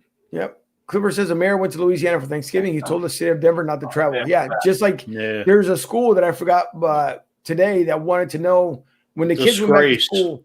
Yeah, when the kids went back to school, they want to know how many people were at their party during the Thanksgiving break, which is insane to me for someone to even ask that.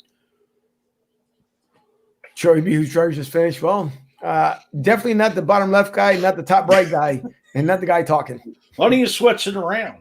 I want to get confusing. Shout out to two people. Because on Thursday, I put a posting on Facebook with score predictions for the Washington-Dallas game. And David Sherman, my brother, took a stab saying Washington 10, Dallas 7. So he had Washington as a winner in that game. And Heidi Thompson with the football team 20-17 in that game. So there's a shout out for the two of them who picked Washington correctly, as I did as well. The big winner of the week was bottom left guy who went 4-0 in our predictions. And we'll see if it goes to 5-0 tonight with bottom left guy's predictions of, I believe, Mike, you said 20-17 Seattle tonight? No, I said 27-20. 27-20. So Tony said 24-20. We shall see. There's still a lot of time left. What you say, Angel? 45-6. I mean, sorry, 3. What about you? Brady Bunch up there, diagonal above me. Yeah, I had 35-24 Seabags. 35-24. Seabags. Trevor, Lori Lightfoot. No, shit. I was talking about the mayor. Who's the mayor? Pritzker. There you go. I should be the mayor. Yeah. But Lori Lightfoot is not, and she's not any better for Chicago anyway. So hopefully she'll be voted out sometime soon. I think I'm going to run for politics and clean up the city. There you go. Clean it. Never mind. You start by cleaning up the floor. You can start by cleaning up the floor. Should. So get all the corruption out of here. They're going to play on Monday night, December 7th at 5 o'clock. Oh, Lord. I told you they're not going to let the Steelers play on Sunday after they play on Wednesday. Remember I mentioned that earlier? Yeah. I said Baltimore is going to they have to play that game Wednesday. If they don't, there's no way they're going to allow Baltimore to play again on Sunday. That would be the maximum. That would be the shortest time. But because the Steelers would be playing back-to-back games, they're moving them to Monday night. Unbelievable. All right, guys, I'm going to go out. My back is acting up, and Robin has to put some medication on me. Sure, no problem. Dragging them out, guys. Not a problem whatsoever. Listen, Tony, Miss Robin, thank you so much. We do appreciate it. Tony, thank you for the bonus coverage. And again, anytime you want to make it happen, we can make it happen again. So we do appreciate it. All right, guys. Thank you so much. No, if I sit in a chair too long, my lower back starts stiffening up. Even with the cocktails, it didn't hurt. It didn't help. That's all right. It happens. So I do appreciate it, though. And thank you so much. Thank you, guys. It was a lot of fun, man. Thank you for coming on. It was amazing time. Now. All right. Enjoy the rest of your night, you guys. I can't see you. Say goodbye. I'm going to lay down like the Eagles. All right. Have a good night. Happy holidays. Talk to the hand. Have a great night, Tony.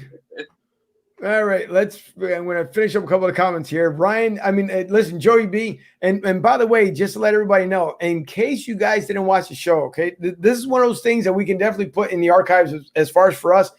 When we make the T-shirt, bottom left guy, and for future episodes, no one will ever know it unless they end up watching episode 18. So thanks to Joey B for that one from Colorado. Bottom left guy needs like a nickname. Just can't call him bottom left guy. Well, no, that's the whole thing. If you got to think about it, if he just came up with that throughout the entire podcast, then you got to keep it that way. Because if you do it something else, it's not going to make any sense. You'd have to watch the actual episode, and then it makes sense to say bottom left guy. So I don't really watch any episode. I don't even want to hear myself talk. Just saying. I hate my voice on camera. Ryan says DK Metcalf is the Derrick Henry of wide receivers. Well, I would have to agree with that. Totally. Raheem Morris, former Bucks head coach from 2009 2011. Then there was Trevor brings up a good point. It was there was a high school coach that recently got the nod from the Chicago Bears in the NFL, I believe, for high school coach of the week. And maybe Trevor would know exactly what the name was. Keith Mark Jackson. Trestman. That's what it was. Was it Mark Trestman? I'm almost certain you're right. He was a head coach in Canada, the CFL, before he came to the NFL. Yeah.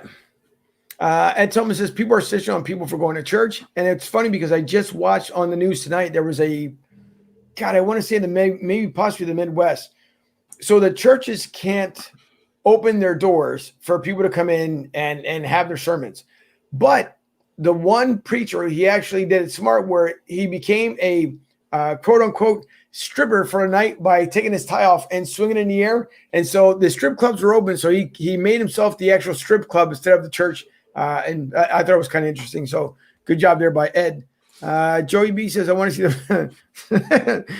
see the bottom left guy drink that fast in altitude. So that would be when you go out to Colorado. No, I've been there. Been to Denver. So the Flyers play the Avalanche.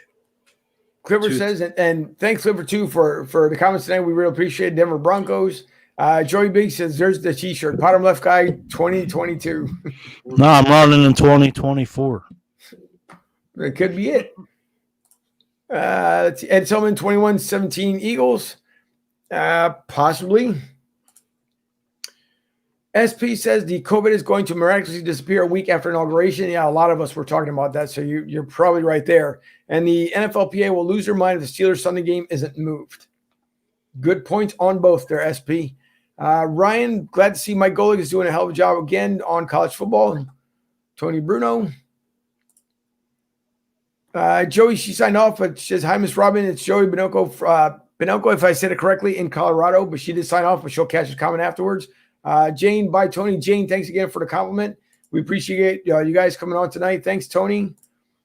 Haas from Ed there. Ryan, Art Donovan Jr. for bottom left guy. Thank you. See, now you're getting your names. There you go. Everybody's tuning in for the bottom left guy. Maybe I ought to change my name to the bottom left guy. It could be a possibility. Bottom left guy. BLG. There you go. Instead of Brandon Lee Gowton, now it's the bottom left guy. So I'm going to run. I'm going to clean up the town and the country, and I'm doing that and flush it all. Joey, he says he's laughing his ass off, and then Ed says that's absolutely genius. All right, well, listen, you guys, thank you so much for viewing tonight. We do appreciate it. Went longer than expected, but thanks again to Tony Bruno because we're just having fun. SP says, there you go, notorious BLG. Yes. There you go. Now BLG. It's changing. There you go. Joey B says, hey, math teacher, keep you keeping tabs on Ed, and I always butcher the last name. In Oregon. Yeah. BLG and I have been friends since we were in the womb, so I'm always keeping tabs on that guy, and he's keeping tabs on me. You've seen me at my best and my worst many times. Joey B, on my 30th birthday, which was 17 years ago, this idiot, me, goes to New York with BLG, and I drive my car and I park it in a place that says no standing. We went to Coyote Ugly. I park my car here, no standing, and BLG comes out of the bar and he says, "Hey, Juru, I think that your car has been stolen." Oh my goodness, what a night that was! But that's for another show, another time. Maybe after football season, we'll rehash that story. Possibly. Ed says anytime DK is targeted, it's a blessing when he doesn't catch it. To finish up with the comments here. Joey B, awesome fellas. You guys rock. Thanks again, Joey from Colorado. We do appreciate it. Jane as well. Thank you so much. Great show. Ryan finished up with BLG in the house. And the last comment, the last two that are coming in here, says, Ed Tillman, thank you guys. We appreciate it. Ryan one more time says the notorious BLG. And Joey B says, haha, BLG at Coyote Ugly. That is exactly where we were. New York, NYC. Where we were. We were big pimping up in NYC. Oh my goodness! But listen, you guys, thank you again so much for tuning in. We do appreciate it. We'll be back here, of course, next week, next Sunday, which will be we got a 4:25 start next week, 4:05. Yeah, Green Bay Packers. Yep. So we'll be on at 3:00 come Sunday. So we'll see you guys on Sunday. One last comment that's coming in here. That was Ed. He's also laughing his ass off as well. But we do thank you for everyone that tuned in. We do appreciate it. Like I said, like, share, and subscribe as far as when it comes to the pages, even on YouTube, on Twitter. You can always catch a show on replay. Probably one of the longest shows we ever had on, but we had a lot of fun doing so. Joey B says, peace. Thank you so much, Joey. Thank you. And we do, again, if you guys want to tune in, we'll be back on Sunday. We appreciate everyone coming on. For Mike, and myself on Broad Street South Sports Talk, you guys all have a great evening. We do appreciate it, and we'll see you again on Sunday. Have a